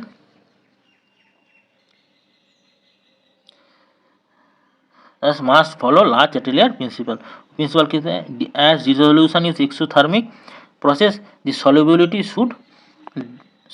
should decreases with increase of temperature, temperature बढ़ने के साथ साथ तो सॉल्युबिलिटी कम हो जाएगा, क्योंकि ये सॉल्युबिलिटी होती है एक्सोथर्मिक है। एक्सोथर्मिक क्यों होती है, ये होती है कंडेंसेशन होती है। क्या होती है, ये जो जब गैस लिक्विड में डिसॉल्व होती है उस प्रोसेस होती है कंडेंसेशन, क्योंकि गैस लिक्विड फेज में आ जाती है, उसी के कारण वो कंडेंसेशन में आ जाती है, इसके हम एक्सोथर्मिक प्रोसेस कहती है। और एक्सोथर्मिक होने के कारण टेम्परेचर बढ़ने के कारण वो क्या हो जाती है, डिक्रीज हो जाती है। देखो हम डिस्कस करते हैं vapour pressure of liquid in solution. पिछले सेक्शन में हमने क्या डिस्कस किए थे, जो सॉल्युबिलिटी है सॉल्यूशन है उसमें गैस लिक्विड और सॉलिड सॉल्यूट है और लिक्विड सॉल्वेंट है, और इसी हिसाब से उसका सॉल्युबिलिटी क्या है वो सब हम डिस्कस किए थे। इस सेक्शन में हम देखने वाला है, we shall discuss the solution of liquid and solid in liquid. मतलब क्या है, सॉल्वेंट दिखने में होगा, लिक्विड होगा, और उसके कारण क्या होती है, लिक्विड होती है उसमें सॉल्वेंट, और लिक्विड और सॉलिड क्या होगा, सॉल्यूट होगा। और उस सॉल्यूट के प्रॉपर्टी होती है कुछ, क्या होगा वो, सच सॉल्यूशन में कंटेन वन और मोर वोलेटाइल कंपोनेंट। मतलब वोलेटाइल किसके कहते हैं, देखो वोलेटाइल मतलब जो इजीली वेपर में कन्वर्ट हो जाती है, उसके हम कहते हैं volatile, easily convert in vapour condition, उसके हम वोलेटाइल कहते हैं। Generally liquid solvent is volatile, generally क्या होती है, जो सॉल्वेंट होती है वही वोलेटाइल होती है। सॉल्यूट में और may not be volatile, solute volatile हो भी सकते हैं और नहीं भी हो सकते। We shall discuss the properties of only binary solution. देखो इस चैप्टर का हमारा तो कंसिडरेशन ही है बाइनरी सॉल्यूशन, हम बाइनरी सॉल्यूशन की डिस्कस करते हैं। The solution containing this two component namely solution of liquids in liquids and solid in liquids, इन दोनों टाइप के सॉल्यूशन का हम डिस्कस करने वाला है। तो देखो पहले आती है क्या, vapour pressure of liquid solution, मतलब लिक्विड के साथ लिक्विड के जब सॉल्यूशन बनते हैं उसमें वेपर प्रेशर क्या होती है। देखो तो मान लो कि इसमें दो लिक्विड है, टू वोलेटाइल लिक्विड, दोनों ही क्या है, वोलेटाइल, मतलब दोनों ही वेपर कंडीशन में जाने का टेंडेंसी है। And denote component 1 and component 2 when taken in a closed vessel both the component would evaporate and eventually an equilibrium would be establish between vapour phase and liquid phase. देखो जब हम इसके close container में लेती है तो इन दोनों भी वेपर फेज में जाती है, और वेपर फेज में जाने के बाद क्या होगा, एक टाइम के बाद वो वेपर और लिक्विड इन दोनों के जो इक्विलिब्रियम है वो एस्टेब्लिश्ड हो जाएगा। और उस समय में हम क्या देखते हैं, देखो उस समय में let the total vapour pressure at the stage is P total, मतलब वो जो क्लोज वेसल के जो वेपर प्रेशर है वो पी टोटल है, और कंपोनेंट 1 के जो वेपर प्रेशर है P1 और कंपोनेंट 2 के जो वेपर प्रेशर है वो P2 है। और इसके बाद देखो और एक कंसिडरेशन हम लेते हैं partial pressure are related through the mole fraction of x1 and x2 of the two component 1 and 2 respectively। और देखो ये जो पार्शियल प्रेशर होती है उसके क्या होती है, वो जो सॉल्यूशन के अंदर ये जो x1 और x2 मोल फ्रैक्शन है ना, कंपोनेंट 1 और कंपोनेंट 2 के, ये सॉल्यूशन के अंदर है। और ये जो P1 P2 है क्या, ये वेपर फेज के प्रेशर है। और x1 x2 क्या है, ये x1 और x2 क्या है, ये सॉल्यूशन के अंदर उन दोनों को मोल फ्रैक्शन है। और ये दो जो मोल फ्रैक्शन और वेपर प्रेशर के एक रिलेशनशिप इस्टेब्लिश होती है। और वो रिलेशनशिप किसने इस्टेब्लिश किया, देखो ये जो मार्टिन राउल्ट नाम का एक साइंटिस्ट था, उन्होंने एक क्वांटिटेटिव रिलेशनशिप इस्टेब्लिश किए थे बिटवीन देम मतलब वो जो वेपर प्रेशर था और मोल फ्रैक्शन, ये मोल फ्रैक्शन और वेपर पार्शियल वेपर प्रेशर, इन दोनों के एक रिलेशनशिप इस्टेब्लिश किए थे। और वो रिलेशनशिप के हम राउल्ट्स लॉ बोलते हैं। क्या बोलते हैं, राउल्ट्स लॉ, ये याद रखिए। For a solution of volatile liquid, और सॉल्यूशन में क्या होते हैं, एक वोलाटाइल लिक्विड होती है। और अगर ये वोलाटाइल लिक्विड नहीं होगा तो राउल्ट्स लॉ एप्लीकेबल नहीं होगा। और देखिए राउल्ट्स लॉ क्या कहती है, the partial vapour pressure of each component of the solution is directly proportional to its mole fraction in the solution.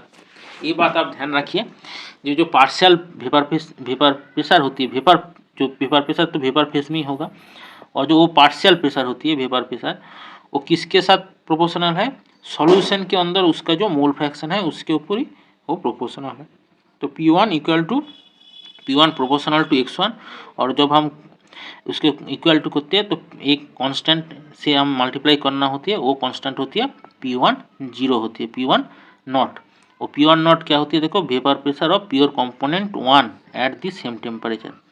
वही उसी टेम्परेचर में जब कंपोनेंट 1 प्योर कंडीशन में होगा तो उसका वेपर प्रेशर क्या होती है, वो होती है P1 0 होती है। इसके बाद देखो सिमिलरली जब कंपोनेंट 2 के बारे में आती है तो वो क्या होगा, P1 के जाएगा में क्या होगा, P2 हो जाएगा, और x1 के बदले में x2 हो जाएगा। तो रिलेशनशिप क्या होगा, P2 equal to P2 not into x2। ये हो गया दोनों का वेपर प्रेशर और मोल फ्रैक्शन के रिलेशनशिप से है। अगर देखो इसमें हम Dalton law partial pressure apply कर देते हैं। डाल्टन लॉ पार्शियल प्रेशर क्या कहती है, the total pressure over the solution phase in the container will be sum of the partial pressure of each component. Dalton partial pressure यही कहती है, जे मान लो कि किसी के पार्शियल प्रेशर P1 है और एक कंपाउंड के P2 है और एक कंपाउंड है इसके P3 है, और ये सबको मिलाकर क्या होगा, टोटल प्रेशर P होगा। यही होती है डाल्टन का partial law Dalton law partial vapour pressure. तो इसमें देखो दो कंपोनेंट है और एक कंपोनेंट के पार्शियल प्रेशर P1 है और दूसरे कंपोनेंट के P2 है, तो मतलब टोटल प्रेशर क्या होगा, P1 इक्वल टू P2 है। और ये P1 के और P2 के वैल्यू के हम लिख देते हैं, P1 मतलब होती है x1 इंटू P1 नॉट और P2 होती है x2 इंटू P2 नॉट।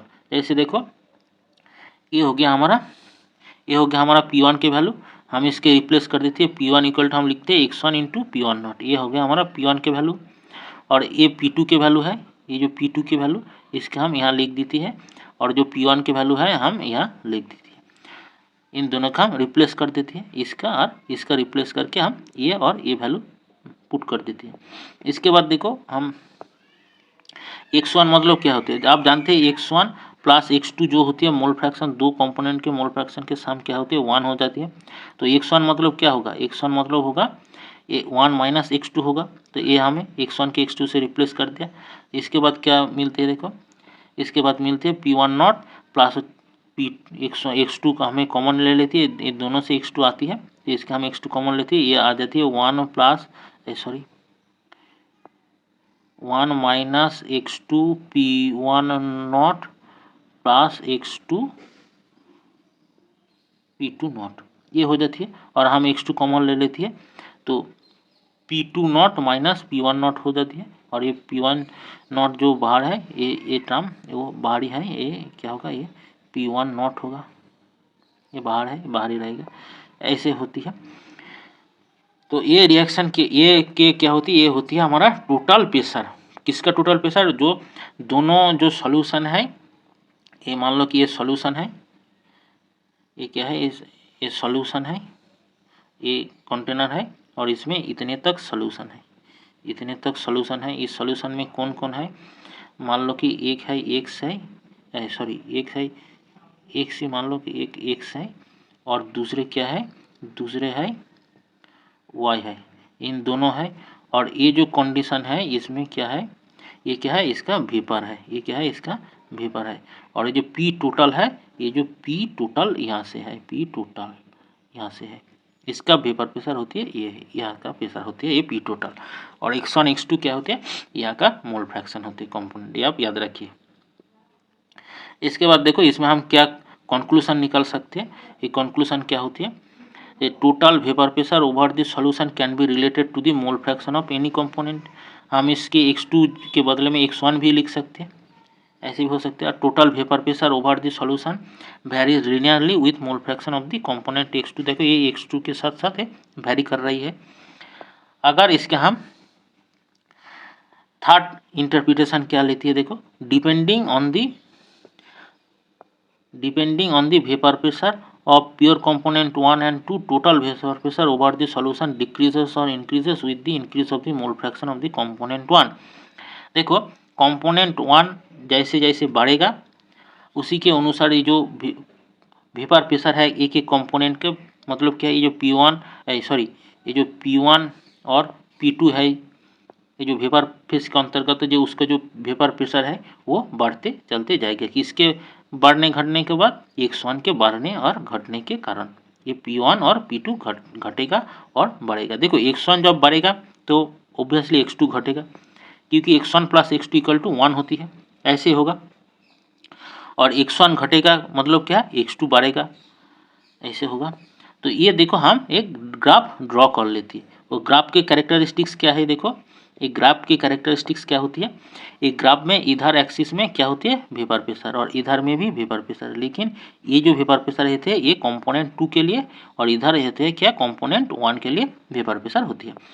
और देखो इसमें जो मोल फ्रैक्शन होते हैं ये होते हैं x1 इक्वल टू 1, मतलब क्या, इस साइड में ओनली x1 है, यहाँ से x1 है, और इधर देखो x2 इक्वल टू 1, मतलब यहाँ x2 ही ओनली है, यहाँ x1 इक्वल टू 0 और यहाँ x2 इक्वल टू 0, मतलब ये होती है प्योर 2 कंपोनेंट। एक यहाँ से क्या होता है, 2 कंपोनेंट प्योर है, और यह क्या है, प्योर 1 कंपोनेंट। और इसका जो बीच में होती है ये दोनों का इक्वल हो जाती है, इन दोनों x1 इक्वल टू x2 हो जाती है, इन दोनों इक्वल हो जाती है। और ये जैसे इस साइड में जाती है तो x2 के वैल्यू बढ़ जाती है, जैसे इस साइड में आती है तो x1 के वैल्यू बढ़ जाती है।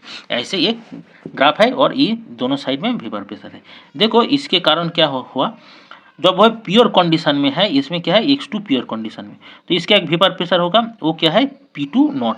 और ये क्या है, प्योर कंडीशन में टू कंपोनेंट के वेपर प्रेशर है प्योर कंडीशन में। सिमिलरली यहाँ क्या होगा, ये प्योर एक 1 कंपोनेंट है, तो इसका एक वेपर प्रेशर होगा, वो क्या है, P1 नॉट हो गया। इन दोनों, ये दोनों क्या है, प्योर कंडीशन में वेपर प्रेशर। देखो हम जैसे जैसे x2 x1 और x2 के हम जैसे जैसे बढ़ाएंगे, तो मान लीजिए पहले हम क्या करती है, x1 के हम घटाते हैं, तो x1 के जब हम घटाते हैं तो x2 बढ़ती है, तो वेपर प्रेशर ऐसे ऐसे हो जाती है। और यहाँ से क्या हो गया, x1 0 हो गया, टोटल x2 हो गया।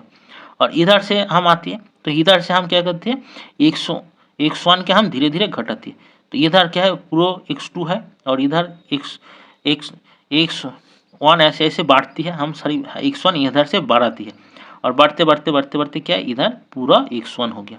पूरा x1 मतलब क्या है, इसमें प्योर x1 हो गया और वेपर प्रेशर ये हो गया। और ये दोनों कर्व जहाँ क्रॉस कर रही है, ये जो क्रॉसिंग पॉइंट है, ये होती है हमारा सॉल्यूशन, ये होती है क्या, हमारा सॉल्यूशन के जो मोल फ्रैक्शन है वो हमें दर्शाती है। और देखो एक बात, ये जो इन दोनों पॉइंट के जब हम कनेक्ट करते थे तो क्या हमें मिलते हैं, हमें मिलते हैं सॉल्यूशन के जो टोटल वेपर प्रेशर। ये टोटल वेपर प्रेशर, इसके मोल फ्रैक्शन कम होने और बढ़ने के लिए सॉल्यूशन के जो वेपर है उसके प्रेशर में जो असर पड़ेगा वो उसका एक ग्राफ होती है। ये ग्राफ क्या दर्शाती है, सॉल्यूशन के जो वेपर प्रेशर x1 कंपोनेंट के घटने और बढ़ाने के कारण सॉल्यूशन के टोटल वेपर प्रेशर में जो चेंज आएगा वो चेंज शो करते ये लाइन है, ये लाइन हुई वो चेंज के शो करती है, ये लाइन, ये ग्राफ हो गया। देखो इसके यहाँ से एक्सप्लेन किया था, ये सेम ही है, और जो हम बताया उसी सेम में ये ग्राफ है। और देखो इसमें एक बात है कि देखो यहाँ से एक बात हमें साफ साफ नज़र आ रही है, वो क्या है देखो, वो होती है यहाँ देखो P2 के प्रेशर ज़्यादा है और P1 के प्रेशर कम है। P1 कम है मतलब जो कंपोनेंट 2 है वो ज़्यादा वोलेटाइल है, उसका वेपर फेस में जाने का टेंडेंसी ज़्यादा है। इसके कारण क्या है, P2 के वैल्यू ज़्यादा है और P1 के वैल्यू कम है। यही यहाँ से लिखा है कि P2 not is much greater than P1 not, क्योंकि जो assuming component 1 is less volatile than component 2, मतलब क्या है कंपोनेंट 2 ज़्यादा वोलेटाइल है। देखो इसके बाद हम देखते हैं जो वेपर फेस में इसके जो कंपोजिशन होगा, वेपर फेस में तो एक कंपोजिशन होगा, उसके हम कैसे निकल सकते। देखो composition of vapour face in equilibrium with solution is determine, vapour face में जो कंपोजिशन होती है उसके डिटरमाइन करना है। तो हमें एक एज्यूम कर लेते हैं जो y1 and y2 are the mole fraction of component 1 and component 2 in vapour phase. मतलब क्या, देखो वेपर फेस में वो जो कंपोनेंट है 1 एंड y1 एंड y2, ये 1 और 2 ये होती है 1 कंपोनेंट के और ये होती है कंपोनेंट 2 के मोल फ्रैक्शन है, क्या है इन दोनों का मोल फ्रैक्शन है। और डाल्टन के जो थ्योरी है, using Dalton law partial pressure, हम ये लिख सकते हैं P1 इक्वल टू, देखो P1 इक्वल टू क्या लिखते हैं हम y1 इंटू P2 टोटल, ये हम लिख सकते हैं। और P2 इक्वल टू हम क्या लिख सकते हैं, P2 इक्वल टू हम लिख सकते हैं P2 equal to y2 into P total. ये आप याद रखिए, ये कहाँ से आती है, ये डाल्टन लॉ पार्शियल प्रेशर में आती है।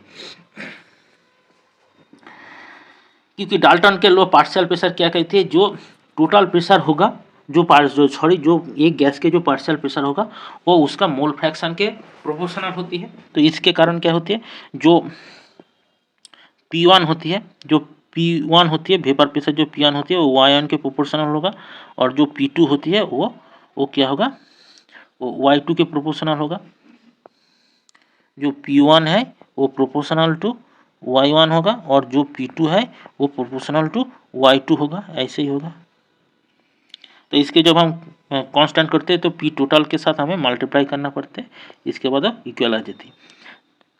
तो इन जनरल हम क्या बोल सकते हैं, P1 equal to y1 into P total, मतलब जिसका हम वेपर प्रेशर निकालना चाहते हैं, मोल फ्रैक्शन वेपर फेस में निकालना चाहते हैं वो होते हैं y1, और उसको वेपर फेस में जो प्रेशर होते हैं P1 होती है, और टोटल प्रेशर कितने हैं वो हमें निकालना पड़ते हैं। इसके बाद देखो एक न्यूमेरिकल प्रॉब्लम हम देख लेती है। न्यूमेरिकल प्रॉब्लम में क्या लिखा है, देखो न्यूमेरिकल प्रॉब्लम बोलते हैं vapour pressure of chloroform and dichloromethane CH2Cl, इन दोनों के वेपर प्रेशर दिया है। एक क्या होती है 200 मिलीमीटर और दूसरे की होती है 415 मिलीमीटर ऑफ मरकरी, और टेम्परेचर क्या है 298 केल्विन है, ये टेम्परेचर साफ साफ मेंशन हुआ है।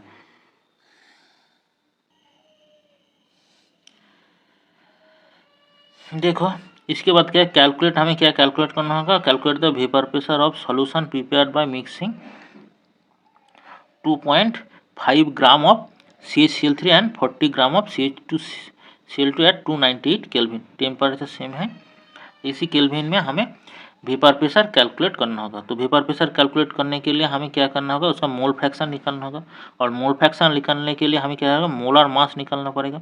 तो मोलर मास ऑफ CH2Cl2 देखो दो का, इसमें एक कार्बन है तो 12 है, और दो हाइड्रोजन है 1 × 2 है, और दो क्लोरीन है, एक क्लोरीन के एटॉमिक मास होती है 35.5, दो क्लोरीन है, इसी के कारण 2 हो गया, और कुल मिलाकर हो गया 85 ग्राम मोल इनवर्स। सिमिलरली जो क्लोरोफॉर्म है इसके होती है 119.5 ग्राम मोल इनवर्स हो गया।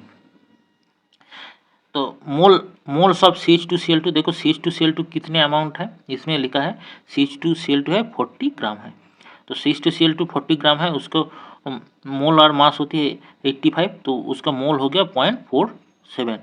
और CH2Cl3 क्या होती है, उसका नंबर ऑफ मोल्स क्या है, देखो CH2Cl3 जो होती है उसका है 25.5 ग्राम, 25.5 हो गया, और इसका मोलर मास हो गया 119.5, ये डिवाइड करने के बाद हमें ये आती है। इसके बाद देखो इसके नंबर ऑफ टोटल मोल्स क्या हुआ, टोटल मोल्स हुआ इन दोनों के ऐड करने के बाद होती है 0.693, और ये याद रखना। इसके बाद क्या होती है, देखो मोल फ्रैक्शन मतलब मोल फ्रैक्शन ऑफ CH2Cl2 मतलब number of moles by total moles, ये होती है 0.688। और CHCl3 के क्या होते हैं, इससे हम जब 1 से इसके डिडक्शन करती है तो सब्सट्रैक्शन करते हैं, ये हमें मिलते हैं 0.312। हो गया हमारा केस खत्म। इसके बाद देखो हम जो पार्ट से जो टोटल प्रेशर है, टोटल प्रेशर मतलब क्या है, हमने जो प्रीवियस इक्वेशन में हमने देखा था, इसमें हमने देखा कि टोटल प्रेशर मतलब P इक्वल टू क्या होती है। देखो इसमें हमें देखा total pressure P equal to क्या होती है, P1 not plus P2 not minus P1 not into x2। इसी इक्वेशन के हम यहाँ यूज़ करते हैं, कहाँ यूज़ करते हैं, यहाँ यूज़ करते हैं, यहाँ से ये इक्वेशन हम यूज़ करते हैं। इसके वैल्यू पुट कर देती है, P1 नॉट 200, यहाँ लिखा है 200, देखो यहाँ सब मेंशन है।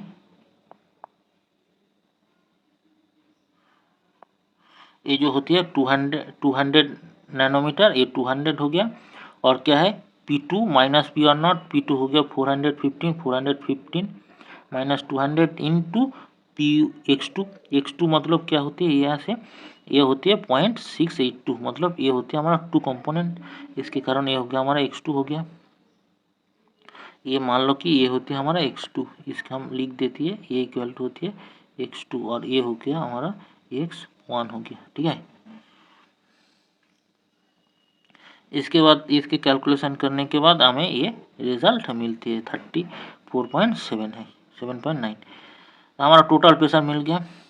इसके बाद क्या बोला, हमें क्या पूछा सेकेंड क्वेश्चन में, हमें पूछा मोल fraction of each compound in vapour phase, मतलब ये इक्वेशन हमें यूज़ करना होगा। वेपर फेज में उसका मोल फ्रैक्शन निकालने के हमें क्या लिखना होगा, हमें निकालना होगा ये इक्वेशन के हमें यूज़ करना होगा। तो देखो हम यूज़ करते हैं, तो P of CH2 partial pressure of CH2Cl2 क्या होगा, उसका जो मोल फ्रैक्शन इनटू उसका टोटल जो प्योर फेस में उसका वेपर प्रेशर, ये इसका मल्टीप्लाई करना होगा, ये हो गया। और P ऑफ CH3Cl3 उसका मोल फ्रैक्शन जो है, और इसके बाद उसका जो प्योर स्टेट में उसका जो प्रेशर होती है वो, तो हमें ये रिजल्ट मिला। इसके बाद Y ऑफ CCl2 क्या होती है, देखो ये हमें डिवाइड करना पड़ते हैं। Y ऑफ CCl2 मतलब टोटल जो पार्शियल, इससे हमें टोटल प्रेशर जो हमें मिला है यहाँ, ये टोटल प्रेशर हमें डिवाइड करना पड़ते हैं, ये टोटल प्रेशर, इसके बाद ये मिलते हैं। और जब इसके पार्शियल प्रेशर से हम टोटल प्रेशर डिवाइड कर देते हैं तो हमें मिलते हैं वो Y ऑफ CCl2, मतलब ये वेपर फेज में एक क्लोरोफॉर्म के वेपर फेज में जो क्लोरोफॉर्म है, इसके जो कंपोजिशन है ये होती है मोल फ्रैक्शन, कंपोजिशन मतलब मोल फ्रैक्शन 0.18, और क्लोरो जो CH2Cl2 है वो होते उसका होते 0.82। हो गया हमारा केस।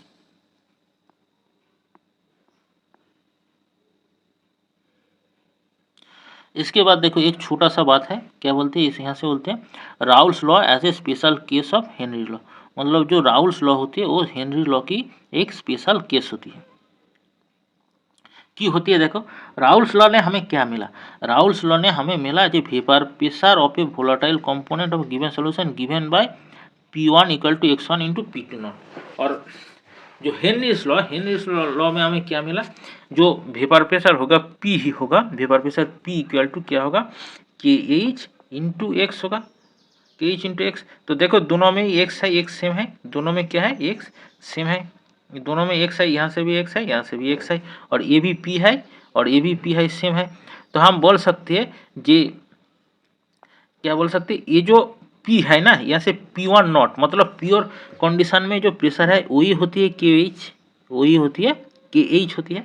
देखो यहाँ क्या लिखा है, in the solution of a gas in liquid one component is volatile and the exist as gas and have already seen that solubility of gas given by Henry laws P equal to KH into X, ये हमें Henry loss में देखा था। तो देखिए इसमें if we compare equation of Raoult's law and Henry's law, it can be seen that partial pressure of volatile component or gas is directly proportional to its mole fraction of solution. Only proportional constant KH differ from P1 not, ये P1 not की साथ ही similarity आती है, इसीलिए हम कहते हैं Raoult's law become a special case of Henry law which KH become equal to P1 not, जहाँ क्या होती है, जो KH होती है ये P1 नॉट के बराबर हो जाती है, तब क्या होते हैं हेनरीज लॉ, ये राउल्स लॉ हो जाती है।